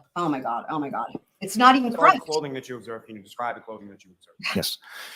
Right. We observed one black sneaker with a Nike logo. Well, this is important. Daddy Shortnuts, DSN. Sorry, I said his full name. My brain's like fried right now because of I'm still processing this. DSN says his ears are good size, not too big. There, that's my compliment. Good one. Thank you. Very good. Thank you for that compliment. Excellent. He's got a compliment there from DSN that he surely doesn't deserve, but thank you for that from us for keeping with our tradition. Blue jeans, a belt, boxer shorts, an orange T-shirt, and a two-tone gray, light kind of hooded sweatshirt type of material. Now, Trooper Proctor, over the course of your career responding to unintended deaths or death investigations as a member, as a detective of the unit, how many of those have involved situations where a pedestrian was struck by a motor vehicle? Well, I've been in the unit, maybe 3 or 4, and then I've other experiences on the road. And as far as the other experiences on the road, can you expound upon those as far as how many or over what time period we're talking about? About 6 years I spent on the road, so maybe another 3 or 4. And with reference to those pedestrian crashes, what, if anything, have you seen in those prior investigations in regard to sneakers or footwear of pedestrians involved in motor vehicle crashes? I'm going to see you at sidebar. All right, sidebar time. Yeah, I mean, again, this is just like with the other shit. I don't know if Wally's ever done a trial before, because you need to have a medical expert come in to testify about the nature of injuries, wounds, cause of death, preferably in a murder case. And you need a specialist, an expert, like what the defense listed in their, on their witness list that the Commonwealth then objected to, accident reconstruction specialist. That's who you need. This is absurd. This is insane. I feel like I'm about to pass out, but for completely different reasons. But yes. Right? Yes. Glad we spent 5 days determining arrival times and oh my God, y'all, I can't speak. Arrival times and drink choices at the waterfall. Oh my God. Oh my God. Yeah, Abby, thank you. As a former, this is important, guys. As a former EMT, this is a fact. Thank you. Thank you. Thank you. If you get hit by a car and your shoes are in one spot and you're in another, your chances of surviving goes down. Thank you. I didn't know you were a former EMT. First an EMT and now a vet. That's incredible. Saving the world, one person at a time, or dog. Right, exactly. But the one shoe thing makes no sense unless you're like a pirate with a peg leg. Maybe. But I don't know. That's just speculation. Yes. Now, with reference to your prior experience with pedestrian crashes involving motor vehicles, what, if any, observations have you made on those prior occasions in regard to the footwear with respect to the pedestrians in motor vehicle crashes? In those experiences, I've observed one, if not both, pieces of footwear remained at the point of impact. And so with respect to your observations of the clothing, there only being one sneaker of Mr. O'Keefe's property, what, if any, significance did that have to you as far as the sort of steps you took subsequent in your investigation? That was just a little piece of evidence that Sergeant Bukhenic and I picked up, that only one piece of footwear revealed the potential of a vehicle strike. Now, in addition to, Sergeant Bukhenic is one of your supervisors within the detective unit, is that correct? Yes. And is another one a Lieutenant Brian Tully? That's correct. Now, with respect to the one sneaker that was found in Mr. O'Keefe's property, what, if anything, with regard to that, did you communicate to Lieutenant Tully? Objection. As to how it goes to the investigation, Yes. I'll allow it. So Sergeant Bukhenic and I informed DLT Tully that there was one shoe at the hospital. And with respect to Detective Lieutenant Tully, are you aware that subsequently in the afternoon that there was a search that was conducted in the area of 34 Fairview Road where Mr. O'Keefe was found? Yes. And are you aware of what, if anything, was recovered in the area where Mr. O'Keefe was found on that day? Objection. I'll allow it as to the investigation. Yes. And what are you aware? We were informed, Sergeant Bukhenic and I were informed that CERT team and Detective Lieutenant Tully discovered a black Nike sneaker with a white swoosh logo that was a match to Mr. O'Keefe's shoe at the hospital. Now, from these items of clothing, I'm sorry, let me just let the sign go by. Marin's classic. Oh my God, y'all In have addition space. to the Y'all, oh shoe my that God. you already referenced, what, if anything else, did you observe about what kind of clothing Yeah. and the condition of the clothing? Abby makes a good point. One shoe might make sense if you hit on like only like the side and one foot is in the air or something. Right. Like a pirate with a peg leg, right? Right. But then you would notice distinct injuries on only one leg. So yeah, we're saying the same thing, except what Abby's saying actually makes sense. And mine is the pirate version. But yes, thank you, Abby, for the real. The clothing seemed, it was wet. It was Yeah, my pretty brain. well saturated. The right sleeve had some cuts to it, like tears to it. There's like blood and vomit on it, if I recall. Those were the observations I had made of the clothing. They had been cut due to rendering first aid as well, the pants area. Now, subsequent to viewing these clothing items at the hospital at a later time to have occasion to observe surveillance video from a variety of places on the evening of January 28th into the early morning of January 29th, depicting Mr. O'Keefe. Yes. And what, if anything, did you note with regard to the clothing that you observed Oh, in the hospital man. and the clothing that you observed in the video? Fucking, you're joking me. The Really, videos I Lally? reviewed at CF McCarthy's bar and the Waterfall bar were the same clothes Mr. O'Keefe was wearing that Sergeant Bukhenic and I had secured at Good Samaritan Hospital. Fucking hell, mercy. Now, Trooper, I'm going to ask you some questions. Oh my in regard God. Y'all. Just in regard to They're coming securing for these him. They're items coming specifically for as him. They evidence, but in should. general They terms, as far as should. securing items and evidence within your unit. Get 'em, boys. How is that accomplished? How is that done? What do you do with items that you deem of evidentiary value that you then secure? Generally, if we take an item for evidence, we'll put it in a brown paper bag, document it, time, Which date, bag you say? who secured that item, address, where it's discovered. No, no and then videos of we'll him in winter bring that coat back to or testimony. our office, to the evidence processing area. From there, it'll go to a permanent evidence room that has triple retention. It has an actual key, a key card, and an actual access code. And only 3 members of my office have access to that room. The problem is that 2 you evidence have access officers to it, and fucker. Detective Lieutenant Tully. Oh my God, y'all. And at this time, in Sorry, I January was 29th, talking over it. I 2022, who can't. was assigned as the I evidence can't. officer Hold who on. had access to that room? Hold on. Yes. 2 evidence officers and Detective Lieutenant Tully. And at this time, in January Aren't you one 29th, of those evidence 2022, who was officers? assigned as the evidence officers who had access to that Wow. room? So that'd be Trooper David Achico and Trooper Jeffrey Kukowski. Oh, so Did not either you? yourself or Sergeant Bukhenik have any access to that evidence storage? No. Now, Okay, I don't with know. reference to these items that were seized and say items that were seized subsequent during Yeah. the course of your The investigation, Solar did they Cups. go through that? I same know you haven't been with us the whole time, Abby, but I've said this like numerous times. Like, it was over at the Solar Cups. At the Solar Cups, it was over. It was iffy before that. In fact, it was like really sketch before that, but it was over at the Solar Cups. And if I was on the jury, I would be like, why the fuck are we here? For the evidentiary storage process that you were speaking about before. Yes.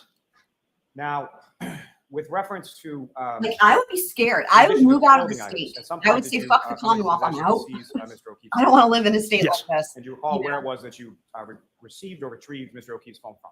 We received it at the Canton Police Department And was that prior to you going to the Good Samaritan? after, I believe. So following the Good Samaritan, where did you go from there? So after the Good Samaritan Hospital, Sergeant Bukhenic and I traveled to 345 Country Hill Drive in Dighton. And why did you go to that location? Oh, boy. That was the residence of Miss Reed's parents' home. And having a brief conversation with Miss Reed on the phone, she informed us she was at her parents' house.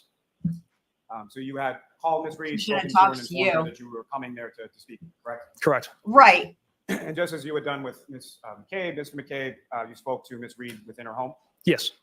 We also And if heard anyone else, did you reach we out? also heard that get backtracked a little bit on cross with Yuriy. I can't remember exactly what all the details were. We'll be able to hear it better when we go through it with the recap. But I do remember that he was challenged about something with the evidence like that, and then it came out that in fact people had access to it. So On your way there with regard to local see, law maybe that'll enforcement as you happen were here as driving well. to, Probably.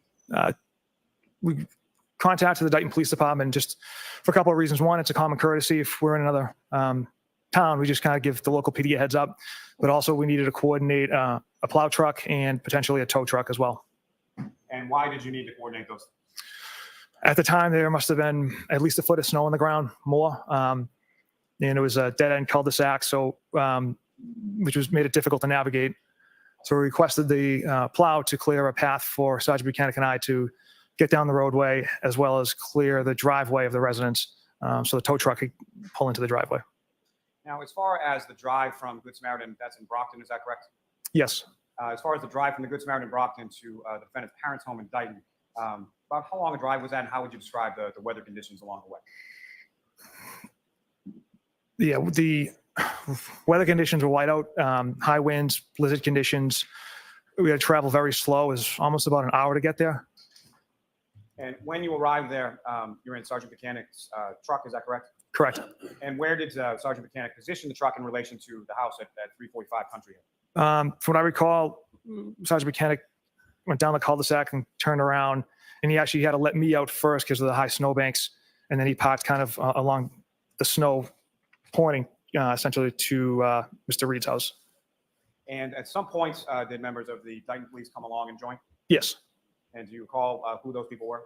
I believe one of the officers' last name was Barros or Barrios. Oh, that was the Recommend dude that officer before him who was on stand for like 5 minutes. Now, with respect to the home, had you and Sergeant Buchenic approached the home at any point prior to the Dayton Police showing up? This is so stupid. I'm gonna. I can't recall if no, they had arrived first You know before we what? approached the This home. is just stupid until we get And to when you cross. approached the home, you went. How did you? We'll have to what watch did- all what this did you- how did you anyway. get, from the street to the home? We walked down the driveway, and then we observed Miss Reed's Lexus parked in the driveway, the front of it facing one of the garage doors. That's when we observed the broken taillight on the right side of the vehicle. We then proceeded to the front door. Everything The he snow was does about up to our waist, bullshit. and knocked on the door and was greeted by Mr. Reed. As you're walking up the driveway towards the home, you see Ms. Reed's vehicle. Is that correct? Yes. And that's a vehicle that you later subsequently found to be registered to Ms. Karen Reed. Is that correct? Correct. Madam Mayor, approach. Yes. Oh, for fuck's sake. Skip ahead while he approaches. Lexus. Is that the Right, plate it's information that's vehicle. contained in there? Is that the same plate that was affixed to Ms. Reed's I just want to vehicle get that day? across, Yes. y'all. I want to And see that him also details roasted. Sort of the history of how long This is you had all possession of that stupid. vehicle. Is that fair to say? Correct. Going You back got- to, I believe, 2021. I mean, Is that correct? This Yes. is stupid. Madam You've Mayor, got approach. Lally. I will seek to introduce in a minute. You've got Lolly, who's without a doubt dancing around the actual issues, being Lolly, squawk, squawk. And then you got him who, well, we all know. And it's just like, this is, we're not going to really learn much, I don't think, in terms of actual information until we get to cross. And we're seeing like his demeanor and shit on direct, but this is all just pleasantries, if you will, right? I'm not that it's pleasant to watch, but compared to what's up ahead, for sure.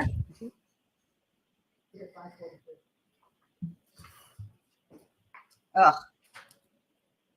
Now, with respect to Ms. Reed, at some point you go into the house. Is that Right. correct? Yes. And how do you enter into? No, he into stayed out in the house there? snow and he's still there. So Sergeant Bukhenic and I, after we knocked on the front door, Mr. Reed directed us around the corner, opened up the garage door for us, and invited us in.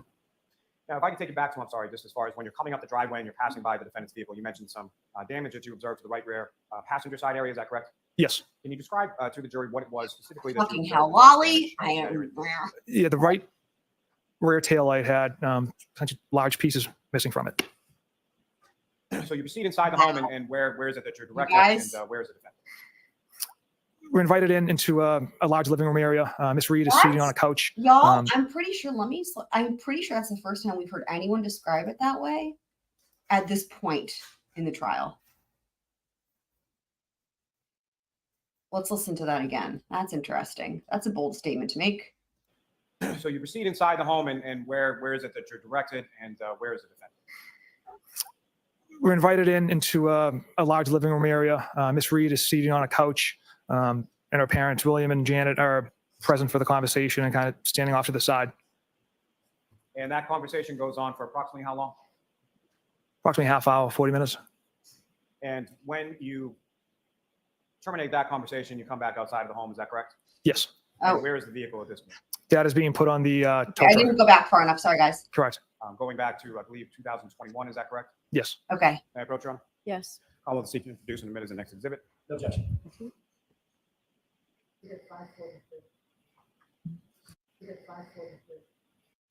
Ah! Mr. Reed directed us around the corner, here we go. opened up the garage door for us and invited us in. Now, if I could take you back to, I'm sorry, just as far as when you're coming up the Here. driveway and you're passing by the defendant's vehicle, you mentioned some damage that you observed to the right rear passenger side area, is that correct? Yes. Can you describe to the jury what it was specifically that you observed as far as damage to that area of the vehicle? Yeah, the right rear tail light had bunch of large pieces missing from it. Yeah. So you Well, proceed inside the home. You know, we've heard any. I don't think we've heard anyone else say that. So Gatorman is saying that he thinks the medical examiner has undetermined cause of death. That's fine. It can be undetermined. Case in point would be Tylee from Chad and Lori Daybell's trials. Her cause of death was undetermined, but the manner was homicide. It's the manner that matters, right? If you don't have a manner of death that says homicide, death by the hands of another, how are you charging someone with murder, right? So if the manner is also undetermined, that's a problem. And I don't know how this is happening. But again, we can rest assured because the FBI is involved. So that's good. But undetermined cause of death is fine. Especially with his situation, we know there was like different things going on, but the manner is what matters. So where is it that you're directed, and where is the defendant? We're invited into a large living room area. Miss Reed is seated on a couch. They offer you refreshments. And her parents, William and Janet, are present for the conversation and kind of standing off to the side. Don't act like you know them on a first name basis. You guys. Oh my God. I'm going to lose my mind. William and Janet? Are you fucking kidding me? Are you fucking kidding? Yeah. They're. I know. Yes. Gatorman 23 is very strange that the lead investigator and the medical examiner have gone this long. Well, at this point, I don't know that we're going to hear from a medical examiner, which is insane. It'll be the first trial in the history of time, I'm sure, because literally, like, the fact that they keep trying to get, by they, I mean the prosecution, Lally, keeps trying to get testimony in from other witnesses about his injuries is insane to me. Right? I know. Yeah. I can't even laugh. Ugh. Not because of you. That conversation goes on for approximately how long? Yes, and obviously. Approximately half hour, 40 minutes. It's incredible. It's incredible. Terminate that conversation, you come back outside the home, is that correct? Yes. And where is the vehicle at this point? That is being put on the tow truck. The highest Now, in level of addition to, competence, vehicle, if anything corruption, else, was weaselness, taken and all seized as the evidence from the defendant on that. weaselry. After confirming the phone Miss Reed was holding was in fact hers, we told her we're seizing the phone and we'd be writing a search warrant for that. Now, during the course of the conversation that Here we go. Lolly's not parents bring it up. home indictment, were there some questions in relation to contact information for other people that were at bars or different Fucking establishments hell. before? What's Yes, we Lolly asked here? Miss Reed specifically for some of the friends that Mr. O'Keefe. So I'm going to slow down a little bit because Lolly's asking about the phone. What's going to happen, you guys? By the way, Weaselry, I just made up that word. It's the weasel factor. Was with at CF McCarthy's. One person in particular was Michael Camerano. So we observed Miss Reed The manner of death, enter the guys. passcode on her Manner of phone, death. retrieved Mr. Camerano's phone number for us, provided to us, and that just further confirmed that was her cell phone. Now, through your training Right, experience, when a cell right. phone is seized from a person, what, if anything, is it that you do with regard to that cell phone to preserve the information on? Well, first thing we do is we put it in airplane mode. You need to come up with a good scale, like the scale, like 1 to 10 Weaselry scale. And I would say, like, let's just use this as an example. Like, once you're above a level 6, with the weasel factor, there's weaselry afoot, I would say. 6.5, 7. I don't know. What do you guys think? And then we give it to a cell phone expert in our office, Trooper This Nicholas is- Garino. And y'all. he essentially I can really listen to this. tries to access the data in that phone once a search warrant is obtained. The nude pictures. Now, as Oh far my God, as they're going to putting that cell phone in what's Oh my God, described as they're gonna airplane mode, what obliterate is the him. purpose of that? This is It's to insane. avoid if someone wants So they're to. shooting it. He's like, oh yeah, we did everything. Oh my God, you guys, they're going to obliterate him and he fucking deserves it. Lolly deserves to get obliterated. This is insanity. Oh my God, I can't. Go on a tablet or a laptop and access the he's information on their level phone, and they can 11. start deleting stuff off their iCloud. This prevents that. Right? There we go. So you secure the phone, you secure the vehicle on the tow truck, and then It's like, at first I was thinking to myself, if you were the defense attorney, it's like, would you want to just start with that question? But then I'm like, no, they're going to have to save that, make him sweat. Hopefully they'll take it to the end of the day and make him overnight, having a horrible sleepless night, rolling left and right and around in his bed, sweating bullets, and then wait as long as possible and then bring it up just to punish him for his weaselness. Sergeant Bukhenic, go from there. We followed the tow truck from the address in Dayton to the Canton Police Department. We're secured in the Sally Port Bay. Secured? And if you know, I roughly can't. what time was it that you arrived at the Canton Police Department? The Lally port is where all of the things are fucked with. So we left Dayton around 4:16 p.m. and arrived in Canton at the police department at approximately 5:31 p.m. And with reference to the Canton Police Department's Sally Port garage, why was the vehicle taken? Right. Good point. Um, Ugh. Ugh. I wasn't part of that decision, but it's my understanding that it was a heated facility. Help. The other options were, I believe, the barracks in Milton, but that's not large enough to house a vehicle that size, and it's not heated. Stop. And in regards This to is all that heated, bullshit. what was the sort of purpose or utility of storing it in a heated setting? Miss Reed's vehicle was covered with snow and ice at the time. It was transported from Dayton to Canton. And with regard to the Sally Port garage area of the Canton Police Department, at some point were you inside that area? Yes. You know And it's going to were there melt any observations eventually. you Oh made my as far as God. the I can't. temperature or the heating Thank within you, that Super facility? Planner Girl. Thank you. Um, Just real quick, some Super Planner Girl, keeping our tradition alive. Appreciate it. Compliment. His bald head looks well oiled and shiny perfection. Excellent. I think that's that well said. Along with DSN's compliment about the right-sized ears, not too big and not too small. Excellent. We've done him more favors than he deserves. I don't remember the exact, I couldn't put like a ballpark on temperature, but it was certainly warmer than outside. Now, as far as the vehicle, Which one's predatory behavior? either There's so many options. on scene, either in Dayton or at the Sally Port garage, or at any point in time that you were in the presence of that vehicle, what if any contact did you have? What if anything did you do or observe Sergeant Bukhenic to do with regard to that damage? Lally? On the right rear passenger side? Outdoing himself with the Sergeant Bukhenic and I never Well- touched any part of that vehicle. And as far as the moving it from sort of the tow truck into the Sally Port Thank area, you how with was that right now, guys. The y'all. tow truck driver removed it from the tow truck and pulled it into the Sally Port Bay. Now, as far as prior just to watch it like this? leaving that Sally Port area of the garage where the vehicle was, Honestly, they what, all if do anything, that. did you and Sergeant Bukhenic do with reference to Guys. securing that vehicle or coordinating it off with you? We tried to set up Oh, a yeah. perimeter as best we could Definitely. using caution tape, just kind of sectioned it Thank off you, Abby. with caution tape. Yeah, and you know what? Abby makes a great point because you know what? This fucker can make a coherent sentence, but you know who can't? I'll give you a hint. Squawk, squawk, why is me? I'm Now, at some point, Lolly Bird. you leave the Sally Port Thank area you, to the Abby. police station, and where did you go from there? We had a debrief meeting. So there's other troopers, Lolly there's troopers bird. at scene on 34 Fairview oh my Road. God. There's other troopers conducting interviews.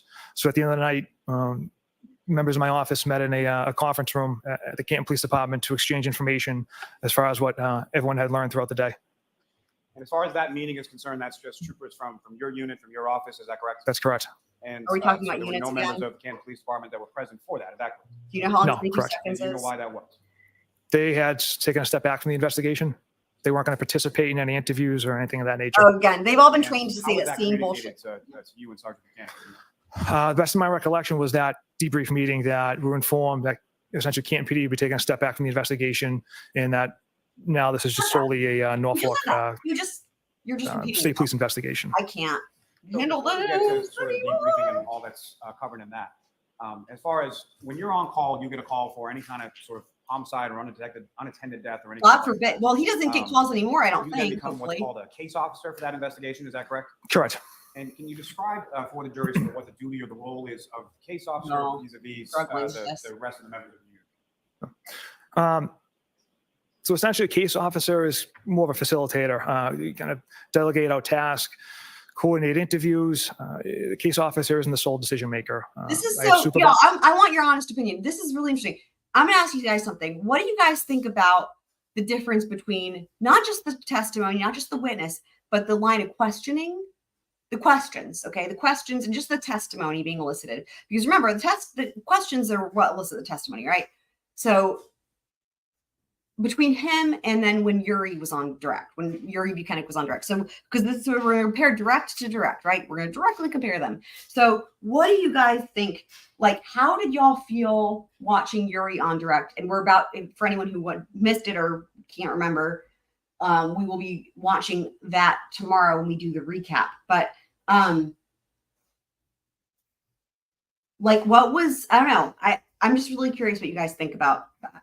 I have that we bounce ideas off of, I get feedback from. I also keep them updated. It's a collaborative effort in each investigation. We're a small office, so when a homicide comes in, everyone essentially drops what they're doing, and we all work on it together. So it's a collective effort to work on these cases, and essentially, the case officer is just kind of the record keeper of all the reports that come in and video that comes in. But when it comes down, I will say, Yuriy was very clear on his answers and didn't waver from them until he was really pressed on cross. He really held it. He held his lies and his answers, whatever, that he made. He held strong, right? But what I will say is that there was actual information being conveyed. Like,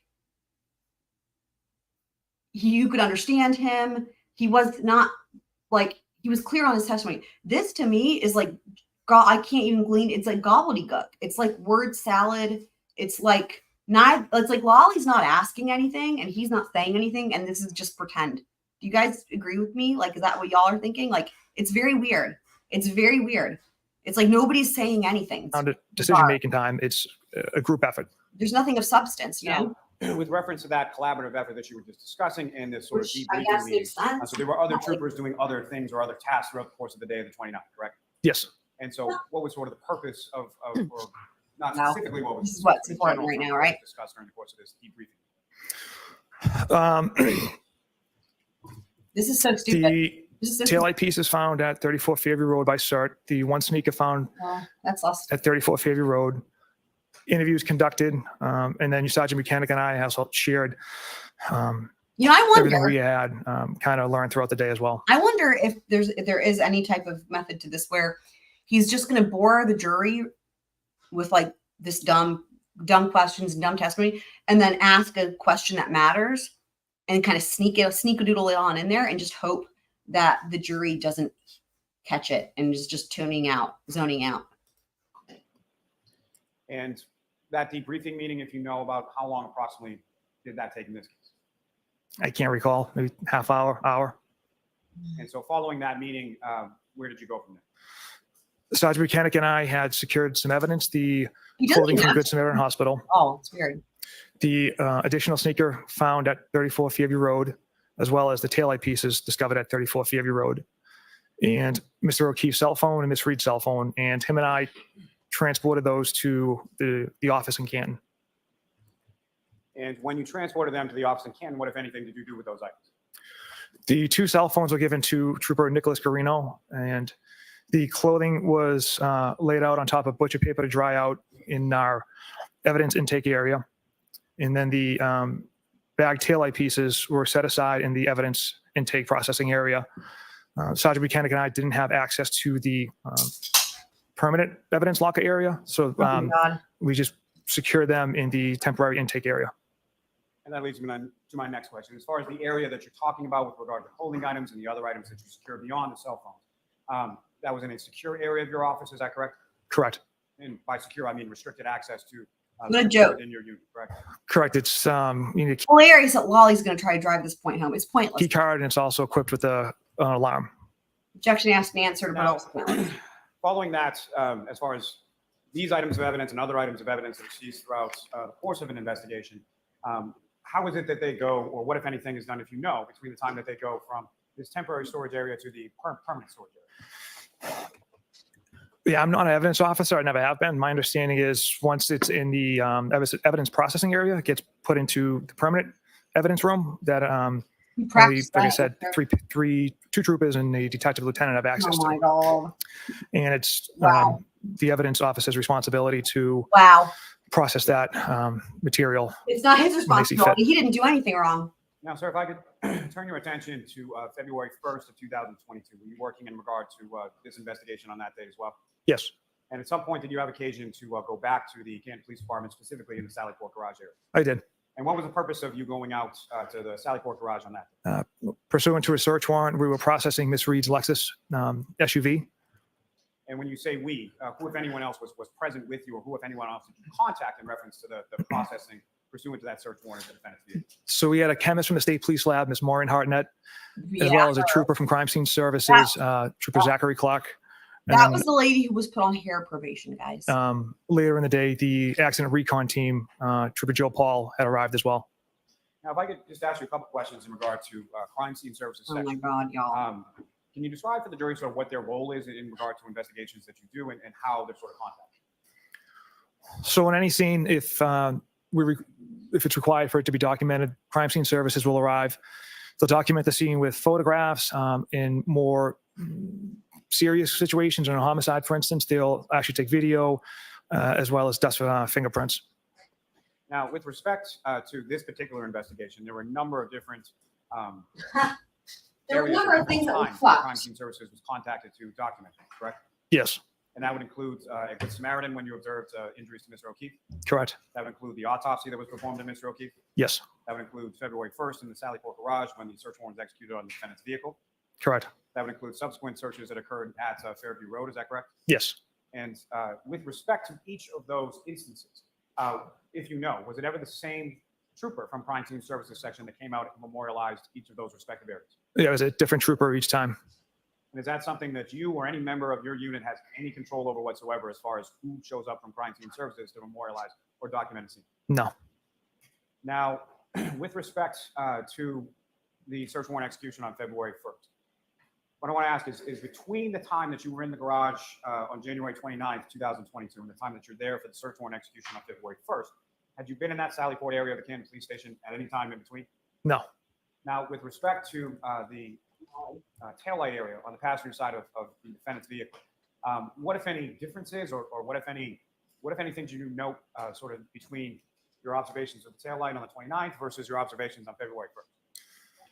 Yeah, the only difference from the 29th to the 1st was snow and ice had melted from the taillight.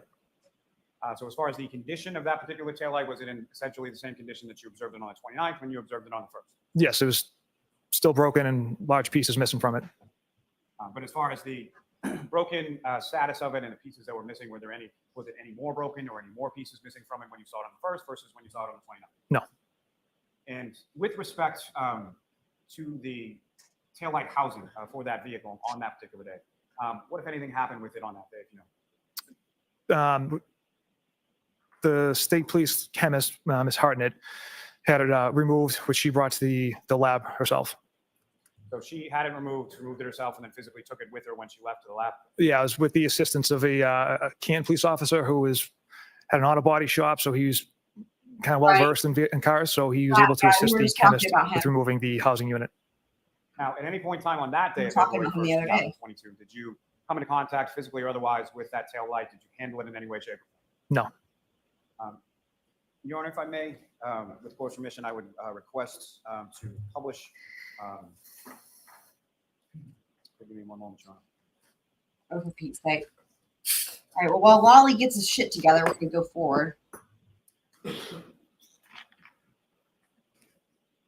Oh, is this the From actual February 1st, footage? 2022. That's not backwards? At approximately 9:12 a.m.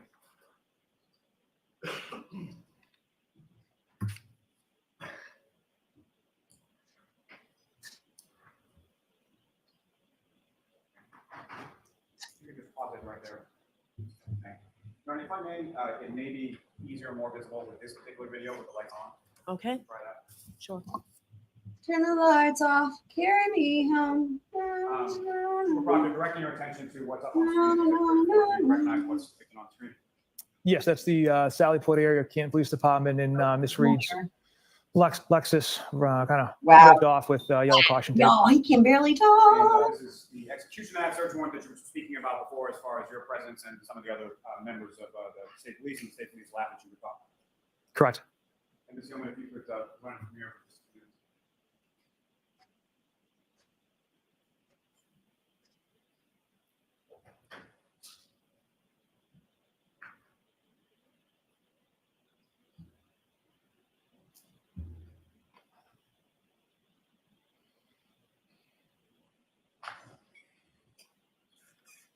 So while this is going, if I could just ask a couple questions as far as people within this video, do you recognize anyone in this video?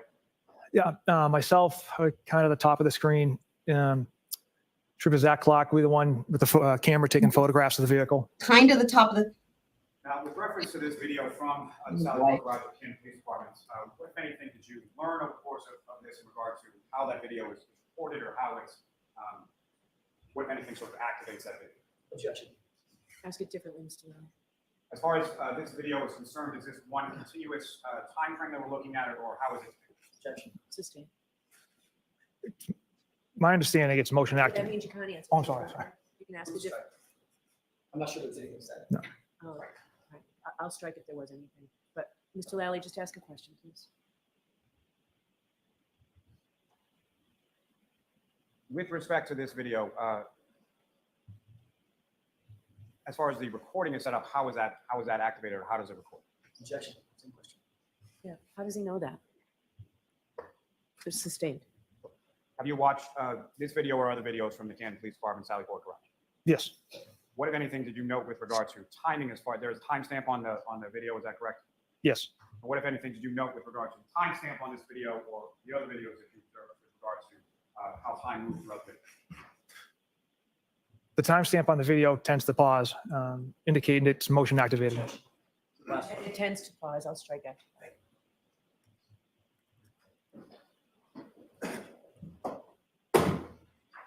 It's going to run to about 9:24.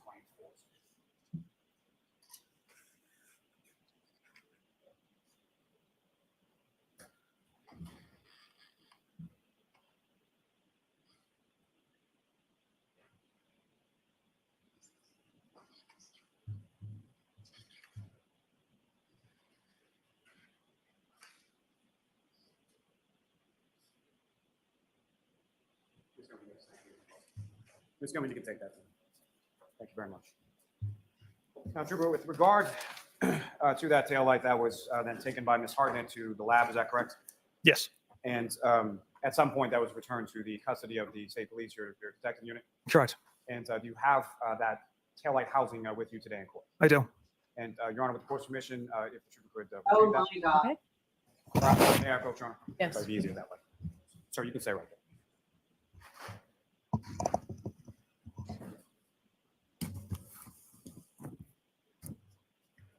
Any human item, sir. Do you recognize that?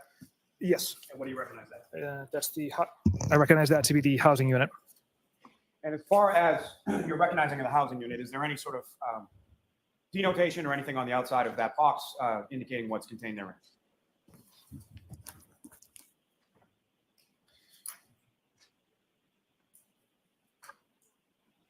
There's a State Police Crime Lab sticker with the number associated with it. It also indicates fragile and evidence tape that is initialed and dated as well when it's sealed up. And it's the sticker also says passenger side Wow. TA, indicating taillight. Thank you, sir. Your Honor, with the court's permission, I would seek to admit and introduce that as an next exhibit. Do you want it out of the box first, Mr. Jackson? We could just take a quick look. at it. Sure. Sure. With the court's permission, if the Yes.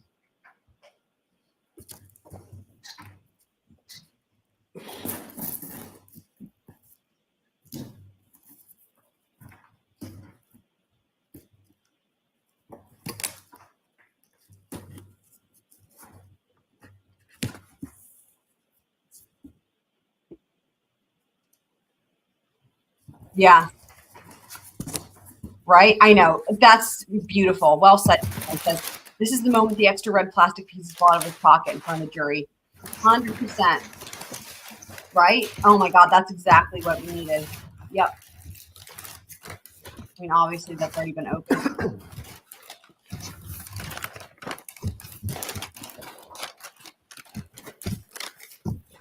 Oh my God, you guys.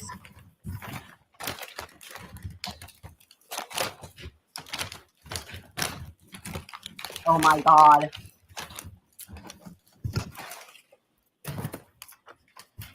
Oh my God, that was a struggle. Right? Wow. He looked mad when he did that. That's nuts. Oh. Wow. Thank you, sir. God, how gross that he's the one presenting So this. you can So go ahead and put fucked. that back in the box. Thank you very much. Gross. God, wow.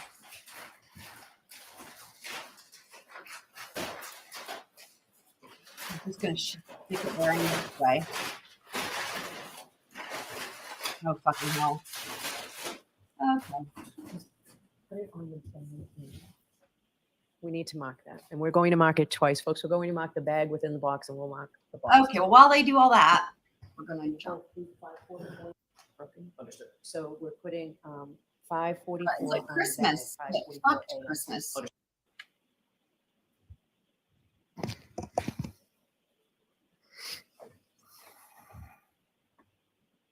Trooper Proctor, do you recognize what's up on the screen that's been marked as Exhibit 147? Yes. What do you recognize that to be? That is the right tail light of Miss Reed's Lexus SUV. And you can see large pieces of it are missing. Again, is that the same condition that you observed it both on February 1st, as well as January 29th, obviously minus the snow and the ice? Yeah, minus the snow and ice, sir, yes. Thanks. Mr. Newman, you can take that down, Mr. Officer. You can have the lights back up. Thank you. Now, if I could turn your attention to February 3rd of 2022. In the morning hours of that date, where did you go in regard to this investigation? Sergeant Bukhenic, Trooper David Achico, and myself went to 34 Fairview Road along with Trooper Evan Brandt from Crime Scene Services to essentially dig out the snow in pursuit for more evidence. Now, as far as you mentioned, as far as dig out the snow in pursuit of other evidence, what, if any, tools or implements did you and the other troopers bring with you in order to effectuate that on February 3rd? We just had kind of standard snow shovels. And with respect to that, as far as going back to 34 Fairview Roads, and let me clarify as far as that's concerned. Prior to that date of February 3rd, 2022, had you been to 34 Fairview Road at any point in time in the course of your investigation? No. So that morning of February 3rd, that's the first time that you went? Correct. Now, with respect to, is that, how many times did you go to the area of 34 Fairview Road Oh, over the course man. of the next over days and weeks Fender, in regard happy to to see you, my potential friend. recovery Glad of you're here. So February 3rd, Moment I is retrieved come. items on the 8th, the 11th, and 18th. And it was out there on the 10th with Sergeant Bukhenic as well. Now, as far as any of those occasions that you just described, that you went to the area of 34 Fairview Road, on any of those occasions, were you by yourself? No. And with respect to those other occasions, what type of people or who was with you? I know you've mentioned on the 3rd, but beyond the 3rd, those other occasions that you described, who was with you? On the 18th, I believe it was Trooper Chico, based on the handwriting on the evidence bag, kind of recognized his handwriting. And the other 2 dates, I don't recall who was out there with me. Now, with respect to items that were located, starting with the 3rd, do you recall specifically what, if any, items were located on the 3rd? We've located a black drinking straw, consistent with the one seen in the waterfall video of Mr. O'Keefe walking out of the bar holding the glass. We located his hat that had the American flag that was deep underneath the snow. As we were digging, we discovered that. We further discovered other pieces of plastic as well. Oh my God. Now, as far as these return trips on successive dates to 34 Fairview Road, what was the reasoning behind that, or what was sort of the plan in reference to why were there so many different dates that you returned to 34 Fairview Road with other troopers? So after the 29th, it was close to 2 feet of snow that had fallen. And in the days and weeks that had followed, the temperatures ranged from 30 degrees up to 60 degrees. And there was about a half a dozen days mixed in of heavy rain. So as the snow started to melt, more evidence started to present itself. Oh my God, again with So the there were items that you story. recovered on the 3rd, and then items you recovered on successive dates that weren't visible. Yeah, I that you yell a didn't lot. see on the 3rd, correct? Correct. Now, Right? if I could, keeping you on February Great 3rd, point by you mentioned DSN. that, Trooper DSN says all the other folks were driving by twice a day to recover items that Proctor never went by himself. Evan Brent that was present with you during He was the too search on busy that day looking as at well. nude pictures. Now, in addition to going to 34 Fairview Road, where else did yourself and Trooper Brent go on that particular day? We traveled to One Meadows Ave, Mr. O'Keefe's residence. And is that the first time that you had been to One Meadows Ave or Mr. O'Keefe's residence? Yes. Now, with respect to that residence, why is it that you and Trooper Brent went there on February 3rd? We wanted to document Mr. O'Keefe's vehicle to show that there's no damage to it, as well as the garage doors. And why did you want to document that? During the review of Mr. O'Keefe's ring video, particularly the one above the garage that displays the driveway, on the 29th at approximately 5:07 a.m., Ms. Reed's pulling her vehicle out of the garage door, backing up towards Mr. O'Keefe's vehicle, and comes extremely close, if not slightly hitting the vehicle. So we want to at least go document that there was no damage to Mr. O'Keefe's car. And Your Honor, with the court's permission, Motherfucking liar. No. What's been marked as Exhibit 6. You wanted to go make sure there was no damage to his car. You're fucking kidding me. You're not an insurance agent. I'm sorry. What? Let's back that up. What? This is insane. This is insane. Even for him, this is insane. Y'all. During the review of Mr. O'Keefe's ring video, particularly the one above I can't. the garage that This is insane. displays the driveway, on the 29th at approximately 5:07 a.m., Ms. Reed's pulling her vehicle out of the garage door, backing up towards Mr. O'Keefe's vehicle, and comes extremely close, if not slightly hitting the vehicle. So we want to at least go document that there was no damage to Mr. Okay. O'Keefe's car. Sorry, we'll listen again. So Fender's asking if I can give her a quick recap. So I don't know. You guys, can you help me out in the chat, my friends? So we had Trooper Bukhenic on the stand. He didn't have much longer on cross. He was not there for long. Finished up cross, had redirected, recross. They were brief, actually. Really, the bulk of it today in terms of cross was about all that messed up video surveillance from the Lally port that's backwards and shit, and how he told everybody it was accurate, and the people disappearing and the times changing and all that. That was, I think, the bulk of it. What else was that's what really stood out to me. But y'all let me know what else you remember. And then that was pretty much it. And then finally, I think it was on recross. Finally, after a lot of trying, Jackson finally got him to admit that the video was accurate once it was flipped back into the original form and it wasn't mirrored. So that was a big moment. Basically, he kind of just got called out on all his statements, but he really stuck to his original statements from direct as long as he really could. And Jackson didn't give up. And then, so Proctor, so far, it's just been words, in my opinion, it's just been like, for example, Lally with every witness goes through extensive background and blah, blah, and skipped all that with Proctor, just skipped it. And in my mind, it was for two reasons. A, I think he wants to get it over with, and B, this dude's a disgraced law enforcement officer, and nothing good will come of this, right? And literally, Lally's just been, in my opinion, just beating around the bush. The questions have been worse than usual.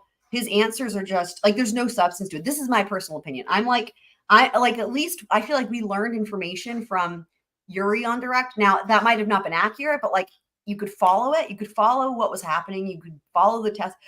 There was substance. This is just really kind of BS fluff, if you ask me, where it's dancing around the actual issues. Now, this is the first thing that I've heard that really, really caught my attention. Also, though, I will say I've been yelling a whole lot. I've probably missed things. So there's that, but I can't help it. As far as his compliments, I complimented his tie. DSN complimented his ears for not being the wrong size for his face. And Super Planner Girl complimented his shiny head. It looks like it's well oiled. But this thing that he just said right here, I'll back it up again, about going to inspect John O'Keefe's car. This, to me, is a big moment because this actually was intelligible. And I'm going to put it on normal speed for this. And this is a big deal. And this is I don't know. See what you guys think. Hopefully that helps. Why is it that you and Trooper Brent went there on February 3rd? We wanted to document Mr. O'Keefe's vehicle to show that there was no damage to it, as well as the garage doors. And why did you want to document that? During the review of Mr. O'Keefe's ring video, particularly the one above this is stupid, you guys. The garage that displays the driveway, on the 29th at approximately 5:07 a.m., Ms. Reed's pulling her vehicle out of the garage door, backing up towards Mr. O'Keefe's vehicle, and comes extremely close, if not slightly hitting the vehicle. So we want to at least go document that there was no damage to Mr. Okay. O'Keefe's All right. car. All right, good. Now I can yell. First thing, first of all, like I said, he's not an insurance adjuster. Second thing, he's just a good Samaritan. Just wanting to make sure John O'Keefe's car is okay. John O'Keefe is deceased. He doesn't care what his car is doing. I'm sorry. I'm sorry, what? You're in the middle of what you're considering to be a homicide investigation, and you're stopping to make sure that the decedent's car doesn't have any scratches. You've got to be fucking kidding me. This is insane. This is insane. This is insane, even for everything we've heard in this trial. Yes, disgraced as in, I don't know enough background information the way other people do because I didn't read anything coming into it. I'm just saying, when I say disgraced, what I mean is I'm sure he was fired. I know the FBI is looking into this. Disgraced might be an understatement. I just don't know any of the details because I'm not looking it up, and we'll see what comes out in trial. And I thought her behavior was appalling, and I yelled the whole time. It was disgusting. Actually, I will say I wasn't mad. I was yelling, cheering for Yannetti. I was more happy about him being awesome, and that kind of overpowered my being angry with her. But it was some BS for sure. Yeah, you compliment however you feel in your heart, Fender. We love it. Right. Thank you. DSN, thank you. He says, we needed to ensure that Karen's car insurance was at the right step. She lost 5 safe driver points for the DUI and potentially lost more for the domestic fender bender. Exactly. Right. That's what it is. Now it all makes sense. Okay, great. Jury's, all their concerns are definitely alleviated at this point, right? Wow. Of course, Commissioner, if I could publish that for the jury as far as what's been marked. Honestly, 6. you could have been better off being like, oh, we just wanted to try to, make sure that it wasn't going to be obvious that cracked her light more. I don't know. Just he being honest would have been a better answer there. Video 153. That's insane. Okay.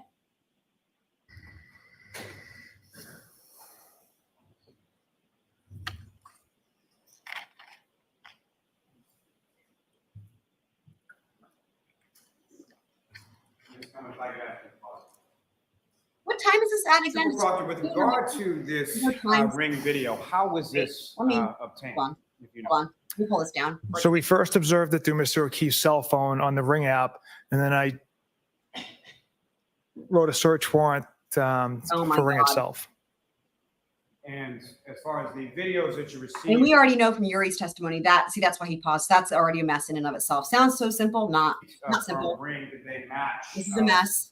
What was on what was viewable on the Ring app on Mr. O'Keefe's cell? Why is there no time? The videos on Mr. O'Keefe's app, yes, they was what Ring produced, matched. He clearly doesn't know what's up ahead. Present, that you received pursuant to the search warrant, or any videos that were not present, that was consistent with what you observed on Mr. O'Keefe's app on his phone? Yes. Now, Ms. Gilman, if you could press play through here.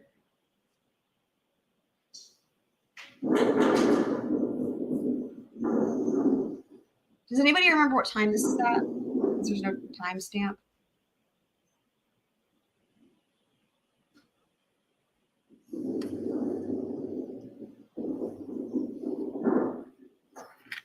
I mean, well, I have cracked my taillight in situations just like this. Mr. Proctor, with regard to this video, you've seen this before, is that correct? Yes. Now, at the point from this video, are you able to discern who the operator of that vehicle is? Okay, thank you, Candace. Based off the attire, Miss Reed driving. Now, with respect to when that vehicle, the defendant's vehicle, I'm with you on that. Pender, I'm with you on that 100%. It'll be interesting to see if when we're on cross, if that changes, but I'm with you on that because like literally they're embedded into the fucking stuff. In front of you on the desk. If you could, I would just ask you to draw the jury's attention to That's what funny. vehicles you observe in this video and whose vehicles you believe them.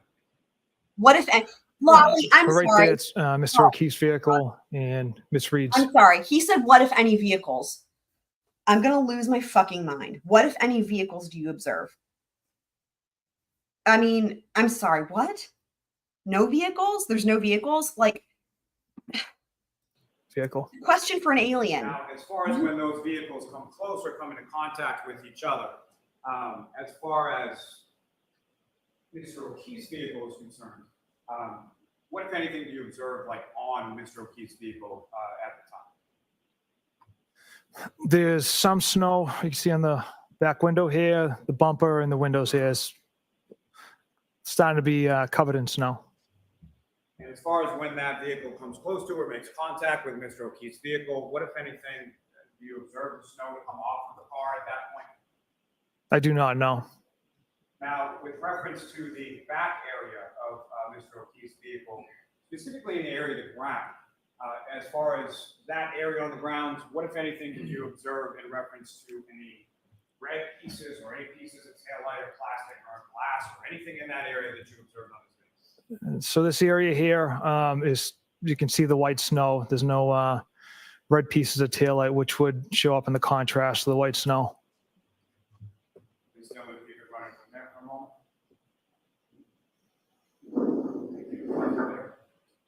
Now, as far as the damage area that you were discussing previous that you observed in the January 20. I have thoughts about this that also will pertain to Yuriy when he's watching this video. Here's my thoughts. So the defense, I would imagine, could object to this because the video speaks for itself. I just thought the same thing with Yuriy because he's like, Lally's asking, like, what did you observe? And it's like, they weren't there. They're looking at the same Ring camera footage that the jury's looking at in the same way. There's no special skill here. They were not present. It's not like they saw an enhanced video and this is a different one.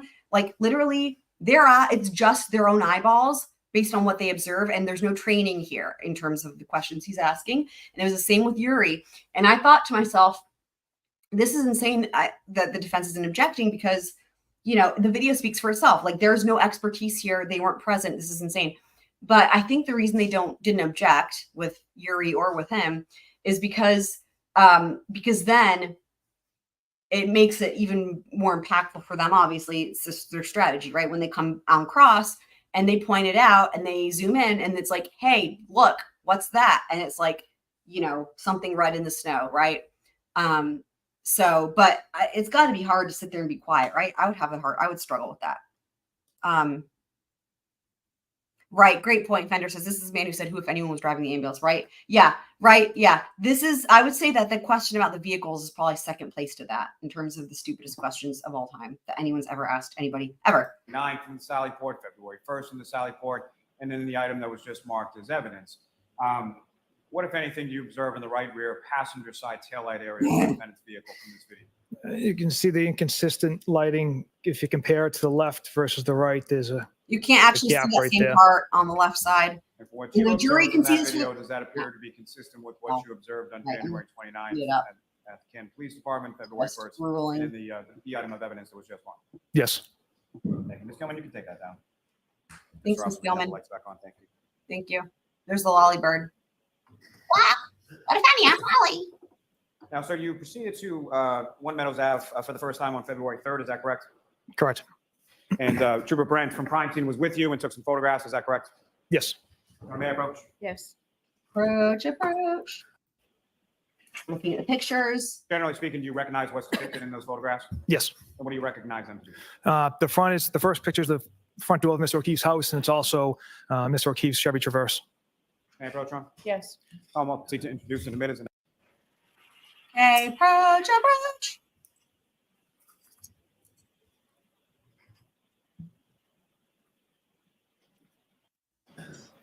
Ms. Gilman, if I could have photographs 7752.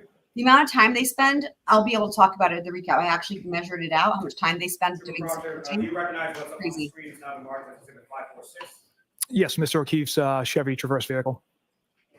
And with respect to this particular foreground here, if you could Wow, it looks kind of like a minivan, huh? So that is Mr. O'Keefe's driveway. You see 2 garage doors there that lead into the house. And above those garage doors is the Ring camera.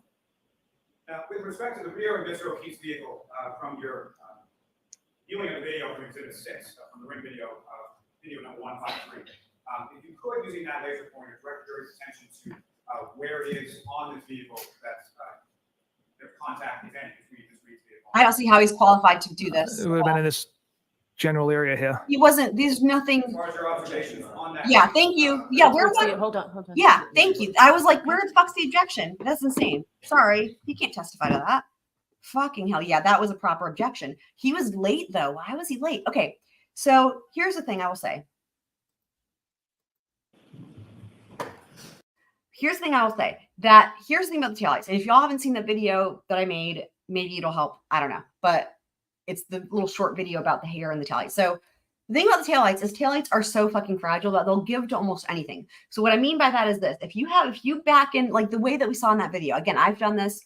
I've been with people that have done it. If you back into anything slowly like that with your tail and your taillight hits it, your vehicle as the moving party, that taillight is what's going to give way to whatever is stationary. That's just the way that it goes, and it's going to crack. It does not take much.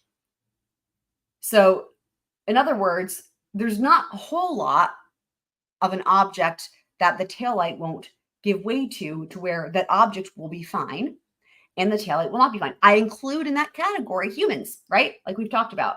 Like, and the funny thing is like what even Karen said in her interview about the joke, like that the taillight is cracked and then John O'Keefe is pulverized, right? Yeah, it's not plausible. Like, so like, really, I think you could take your head and like bang it and like make a crack on that. I think your head would be completely fucking fine. It would just be a matter of getting it at the right angle or whatever to where the plastic, just all it takes is one tiny little crack and then the whole thing cracks. Like, you know what I mean? It's just like I gave an example in one of the recaps about if you imagine a lake or a pond with a very, very, very thin layer of ice on top, where if you take something, it doesn't even have to be sharp, it could be blunt, whatever, and you just go like straight down, like boop, and it just pokes a hole, then you get the cracks. We've all seen this in movies, even if you don't live somewhere cold. And it goes crack, crack, crack, crack, crack, or like a piece of glass, like a windshield. It's like that, right? So it does not take much. It just takes one little thing to get that surface. I guess there's like surface tension. I don't know, science. But I just know how it works because I've had this happen in my taillight and I, whatever. So, yeah, maybe. That's a great point. Candace, thank you for reminding me because Candace, this is in her line of work. She handles taillight lens covers all day long. They aren't strong. Yep. Thank you for that. And you know what? If you have any extra ones that you can try to do some like squirrel testing on, that would be awesome. If they're like, yeah, we can sacrifice one and then you can sort of like see what it takes. But yeah, I mean, just like with a lot of stuff on cars in terms of the external components, they look sturdy and they're really not. It's really funny. It doesn't take much. Like there's stuff that looks like it's metal or whatever, and then something happens and it comes like unclipped and you're like, oh my God, that's like flimsy ass plastic. Like what? But they made it look real. And it's like kind of like an illusion. It's bizarre. Just like with the taillights, how they have that silver lining on the inside so to give it that reflective surface so that it looks like there's all kinds of glass and shit in there. Anyway, all right. I think they're done with their sidebar.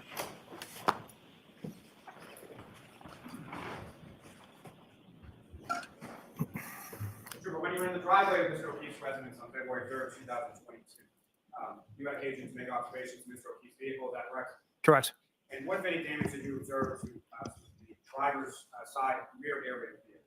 I didn't observe any significant damage or any damage. As far as the entirety of the vehicle, that was all photographed on that day by your friend, is that correct? Yes. And memorialized in those photographs that were just presented to you, is that correct? Correct. As far as your observations on that day or in those photographs, what, if any, damage did you observe to Mr. O'Keefe's vehicle? I did not observe any damage. And Proctor? Yes. I don't know how. So they There's no lost. photographs that I placed before you. Have you had a chance to So the review them? defense lost that objection. Let me go back and listen to his questioning. How did they lose that objection? I don't know how they lost that objection. I didn't observe any significant damage. I'm confused. Okay. I wonder if like EDB is saying the same thing. Sure, but when you were in the driveway of Mr. O'Keefe's residence on February 3rd, 2022, you had occasion to make observations of Mr. O'Keefe's vehicle, is that correct? Correct. And what, if any, damage did you observe to Oh, I see how he fixed it. I see how he fixed it. I see how he fixed it. I can explain this to you guys. I can explain this to you guys. I can explain it. I can explain how he fixed it. Because initially, the way he was asking the question was based on the video. And remember, I was like, that doesn't count. He can't test it. Like, he's just looking at the video just like everyone else. The video speaks for itself, right? Initially, Lally was asking the question as, what do you see, like, as in from the video, right? And to point out in the video where that part of the car is. And then there was an objection. And now he fixed it by saying, when you were there in person, what did you see? That's how they fixed it. Now, I still feel like, I guess that's not pushing it as much as with the video. I still feel like that's problematic with the video, just like with the Ring doorbell video. Like, again, he can't have any expertise. And like I even said, part of the example I gave was like he wasn't there in person to observe it. So by that, to that same logic, yeah, if he's there in person, you know, I mean, does he assess vehicle damage for a living? No, but I still think that I can see how that comes in with that change to the questioning. Hopefully that makes sense. But yeah, that was a very slight difference in the question, but that makes all the difference though for what the question is. I didn't observe any significant damage or any damage. Well, right, exactly. Right, of course. Yeah, of course, right. That was all photographed on that day by Trooper Brent, is that correct? Yes. And memorialized those Now, of photographs. course, the challenge is that to figure out how are they going to prove that hers was damaged at that point, right? But that's what the defense is going to do. Is that correct? Correct. As far as your observations on that day or in those photographs, what if any damage did you observe to the vehicle? I did not observe any damage. And Proctor? Yes. I mean, nobody said there was damage. There's another 8 photographs that I placed before you. Have you had a Good. chance to review Good those? questions. No one said Yes, there sir. was damage. Did you recognize what's depicted in those 8 photographs? All right, Yes. more And what do you pictures. recognize those? We're going to admit these. Let me go forward to the pictures. I've gotten The rear bumper. I've gotten pretty good at this because I did a lot of this for the most recent video because there was all that testimony from the forensic people where it was mostly just pictures. And so there's this period of time in between each one where they waste all this time. And now, when we do the recap, I'll tell you guys how much time was wasted. It's insane. 559? Yes. And if you could describe to the jury what we're looking at in It's really 559. insane. The rear bumper area of Mr. O'Keefe's Fine. No vehicle. one thought it wasn't fine. Driver's side or passenger side? The driver's side. And Great. was there any Doesn't mean damage to anything. That area of the vehicle on February 3rd when you were there. No damage. So With respect, Ms. Gilman, if I could have photograph 7780. Next one, actually. And sir, do you recognize what's up on the screen and what's now been marked as Exhibit 560? Yes, those are the 2 garage doors of Mr. O'Keefe's house. And what's contained up on that screen, is that a fair and accurate portrayal of what you observed in Mr. Yeah. O'Keefe's garage doors on February 3rd? Yes. And with respect to those garage doors, what if any damage did you note or observe on those garage doors at any point? a timeline would be nice. Hopefully, I did not observe any damage to the garage doors. I would really like a timeline of when everything took place. I really hope the defense does that as like a demonstrative exhibit, maybe in closing. That could be how they do it. Now, Trooper Proctor, subsequent dates following February 3rd, specifically February 8th, 11th, and 18th. Did you have occasion to return to 34 Fairview Road on those days? I did. And you had mentioned a little bit about sort of changes in the weather. What, if anything, sort of evolved as far as the weather was concerned between the dates of February 3rd when you were there and February 8th, 11th, and 18th? Yeah, as I mentioned, the weather pattern had Fucking hell with the weather. Abby, thank you. Abby says, my friend drove a Tahoe. Someone rear-ended her and her car barely had a scratch and the other car was totaled. So, yep, exactly. It's the car that's backing up, the car that's moving, right? One is stationary and the other one's moving. Yep, 100%. Thank you for that example, though. kind of fluctuated from 30 degrees up to 60 degrees with a handful of days of heavy rain mixed in. So that caused a lot of snow to melt as well. That sounds like new testimony to And me. with respect to each of 60 those degrees? respective days of February 8th, 11th, and 18th, what, if anything, did you observe? or Right. So he's recover really from trying those to two explain how the photographs? evidence revealed. Yeah, there's further evidence that was originally buried under the snow because of the warm temperature and the rain and the snow melting kind of revealed itself. More pieces of plastic, clear and red. Now, with respect to the residence at 34 Fairview Road, each of these times that you were at the residence, including February 3rd, where in relation to the house were these items observed and recovered by you and the other troopers on those respective days? So if you're looking at 34 Fairview, looking at the front of the house, it's to the left side of the property, between like the flagpole and kind of the fire hydrant, that general area, the front left of the property. Now, with regard to these 3 subsequent dates, as far as February 8th, 11th, and 18th, these items that were observed and recovered on those dates, where were they in relation to the roadway? Where were they in relation to the hydrant, the flagpole, other sort of markers in the area? I don't specifically remember exactly if they were around the flagpole because the CERT team came and shoveled an area around. So that stuff had melted first because there was a lot less snow and then they created more piles. But as far as the general area was by the flagpole and fire hydrant, it wasn't like on the other side of the property. It was in that general area. And just with respect to those items, were they generally found or were they specifically found either on the grass or the roadway area? Grass area. Asphalt or grass is basically what I'm sorry, grass area. What a mess. And Yeah, with this- regard to we're used to each of answers those like items that. that were It's recovered just on those 3 crazy. successive dates, as far as February 8th, 11th, and 18th, did you bring those Oh. items with you to court today as well? I did. Yeah, Coach. Right. They're going to approach. Hold on. It's a house. Where is it? Where is it? It's a house. There we go. Yes. And they're gonna stupid approach. I'm so over this bullshit. Right? I know. You Great recognize that bag, sir? Fender. I do. Your fucking What do you- bag, dude, y'all. Bag, little bags inside. Okay, I'm just going for it. This is the taillight. Excellent. I don't even care until it gets to process this juncture. So it's 2 on the 11th. This one is. Who cares? Dude, I can't with him. We're not going to get anything real out of this dude until pried out of him with pliers. Let's just do this though. Wow, more shit. I mean, it's like, ugh. Now, if All I right. could turn your attention Questions? just briefly regarding the search warrants in regard to the ring video from Mr. O'Keefe's house. Excellent. Was that one search warrant or more than one search warrant that you did in respect to those ring videos? There was a second search warrant for the ring videos for Mr. O'Keefe's house. And if you recall, what was the general time frame that was asked for in that warrant as far as from what date to what date? The second one, I believe, was January 30th to the 3rd or the 4th, I believe. Was the first one essentially from the 24th to the 29th? Yes.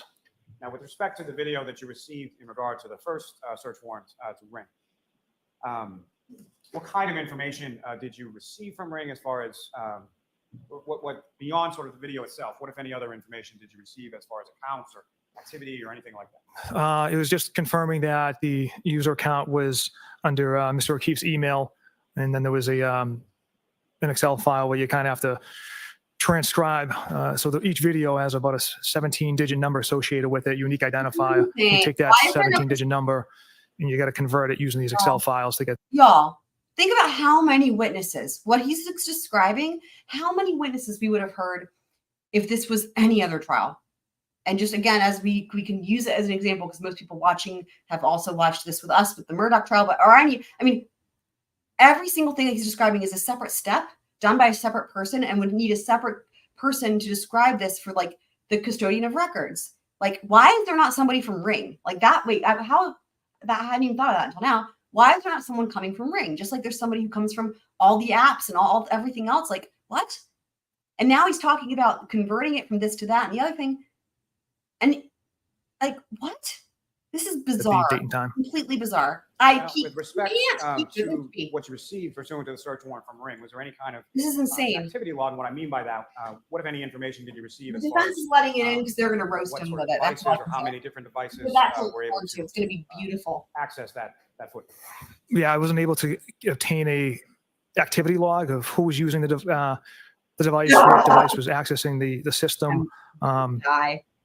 Something, if someone logged in, I had was not provided with any record of who was logging in or what day or time. Now, are you familiar with the term as far as videos are concerned, or electronic devices, what's referred to as a digital footprint? What a fucking mess. Now, with respect to is some of this these, is just. the Ring videos in totality that Oh you my received God. and that you also viewed pursuant to the app on Mr. O'Keefe's phone, were there certain time periods where you would have expected to see video in which there was no? Yes. And can you describe for the jury sort of when those time periods? This is insane. So you're going to say that y'all didn't fuck with anything. You didn't delete anything. You didn't do anything sus. You didn't do anything, whatever. But she's the one that deleted certain videos. You know what the irony is? If there's any videos missing, and remember, we heard this came up with Yuriy on Cross, and this is all bullshit anyway. But let's just say, for the sake of our imagination, if there's anything missing, you know who deleted it. I mean, this is stupid.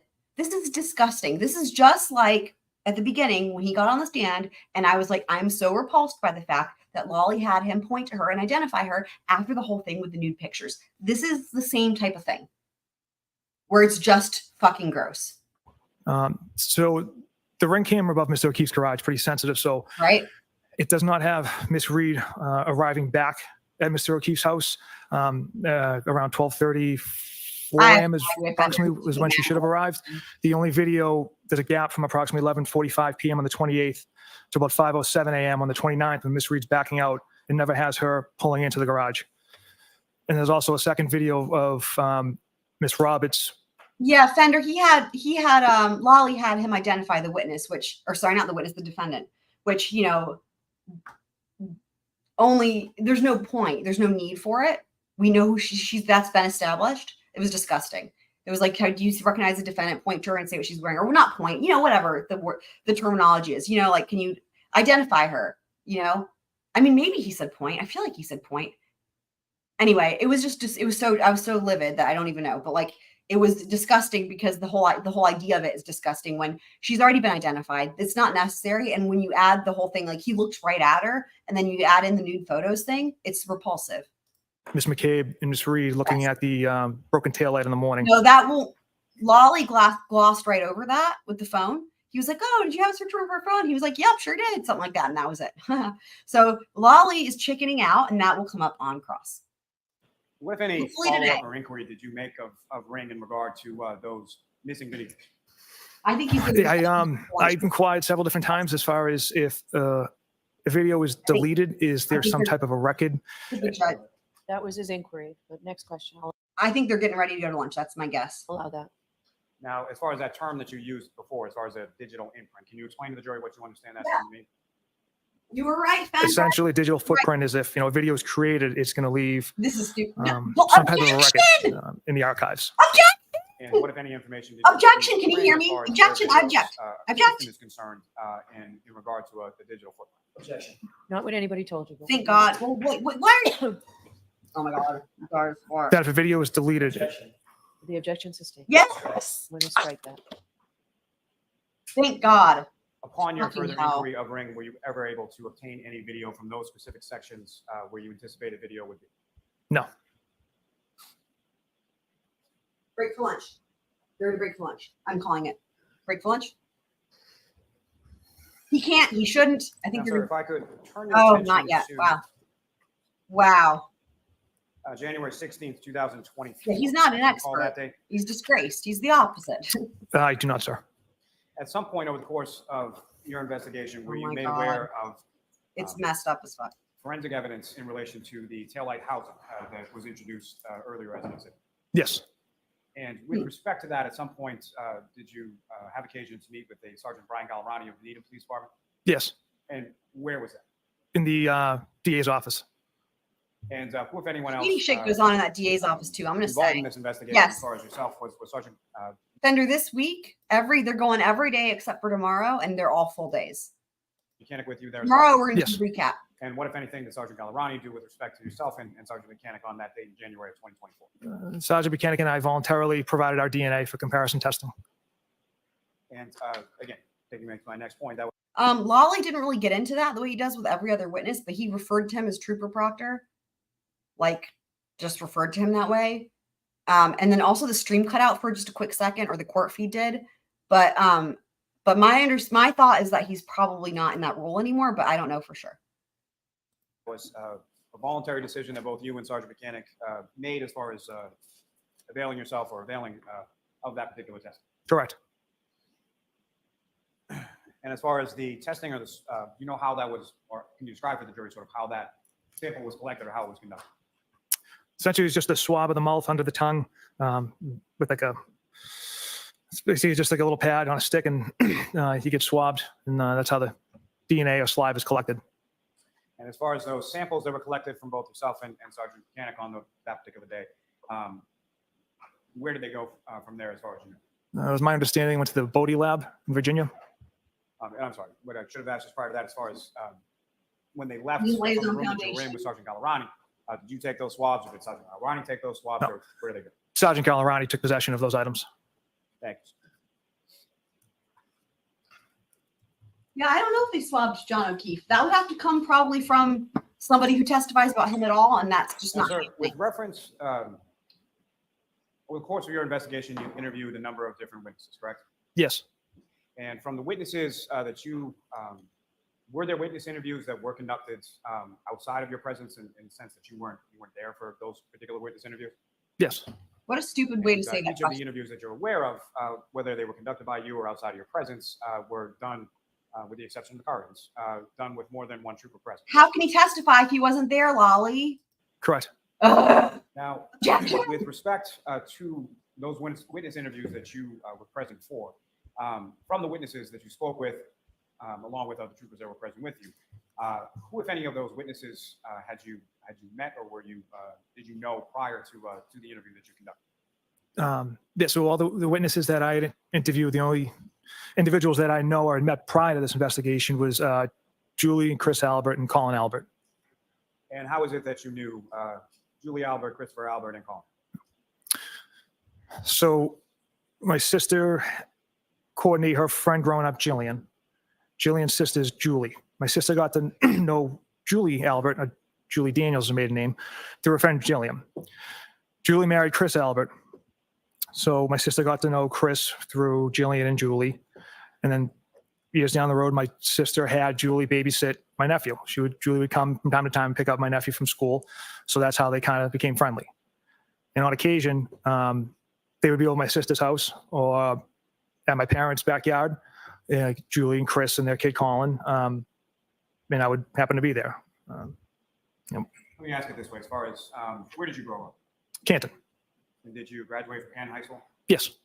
And as far as any of the witnesses that you interviewed, even the Alberts that you were just talking about, Christopher, Julie, and Colin Albert, were they around the same ages as you or went to high school with you at the This same is time? insane. No. Here's the thing, guys. The jury at this point is really experienced, and they're hearing this and they're like, what the fuck? What the fuck? What the fuck? This is the stupidest thing. This is the stupidest thing. This is the stupidest thing. I can't even find my play button. You with Julie and Chris Albert. At least 10 years. And as far as Colin Albert, what's the age difference between yourself and him? At least 20. Fair to say around this time of January 2022, do you know how old Colin was or what level of school he was at that point? Why? It was Oh my God. senior in high school, I believe. Is that something that you learned through this investigation or something that you knew independently? Something I learned through this investigation. Now, obviously, you grew up in Canton and your sister did as well? Yes. And your sister's name is Courtney, is that correct? Correct. And what is the age difference between yourself and your sister Courtney? She's 2 years older than me. And how close are you and your sister?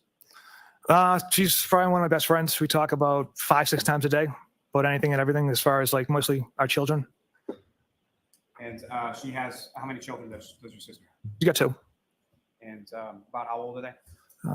10 and 7. And you have children as well? I do. And how old are they? 2 and 4.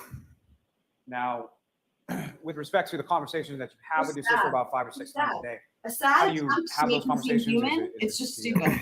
Voice call or in person or text or if you know?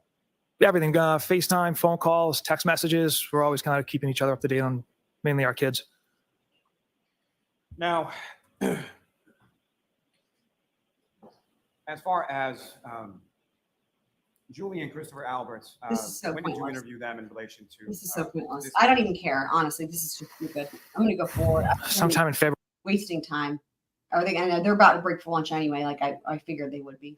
Let's see if that's. Yep, that's it. They're breaking for lunch. All right. So wait, let me go back actually and see what time they come back. Although they might be back. You know, it's better for us anyway if we start a little bit after. Let's just see if she says. I should have just thought of that initially. All right.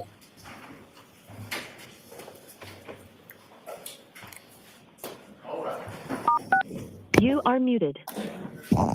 Yeah, I have a PM screen scheduled, Fender, a separate stream. Resided then or previously prior to that? No. Had Christopher or Julie Albert, to your knowledge, ever been over? It'll be a separate stream. No. Now, with respect to Christopher and Julie Albert and Colin Albert, will throw.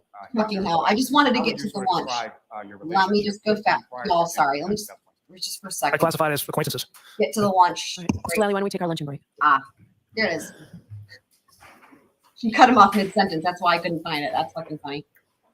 Is she gonna say what time? Like,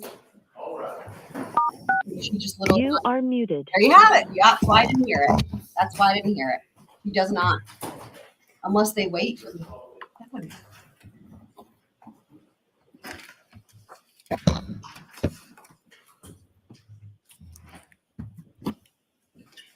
Is she gonna say anything? Look, she doesn't give a shit. She just wants to get off that bench. Okay. Thank you, Your Honor.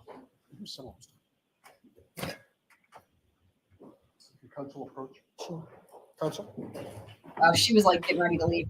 So we are only So they've been at lunch for like what, 25 minutes or something. Are we on normal? Yeah, like 25 minutes. So we've got some time. I had scheduled the PM thing for 2, but I'm going to push it back because I don't know that they'll even be back.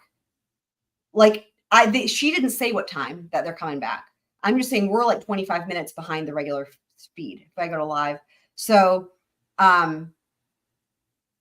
so they might be back from lunch by 2, but maybe not. So I'm gonna update the timing. Hopefully YouTube will update it because sometimes it doesn't when I do it, when you schedule it through StreamYard. But I'm gonna push it back to like 2:30 just to give us that wiggle room, you know, for all the lollygagging and whatnot. Because they're still on direct, which sucks. So that's what will happen. So we'll have a little break. I need to let Frodo out and do a couple things for my students. My phone's been ringing, so I have people I have to call back. But I will be back at 2:30, and hopefully they will have started, and we will have a little bit of room for zooming through the monotony of the approaching and whatnot. So, all right, guys, what do you guys think? Are we going to get to cross today or no? I think we might. Because the thing is, Lally doesn't really want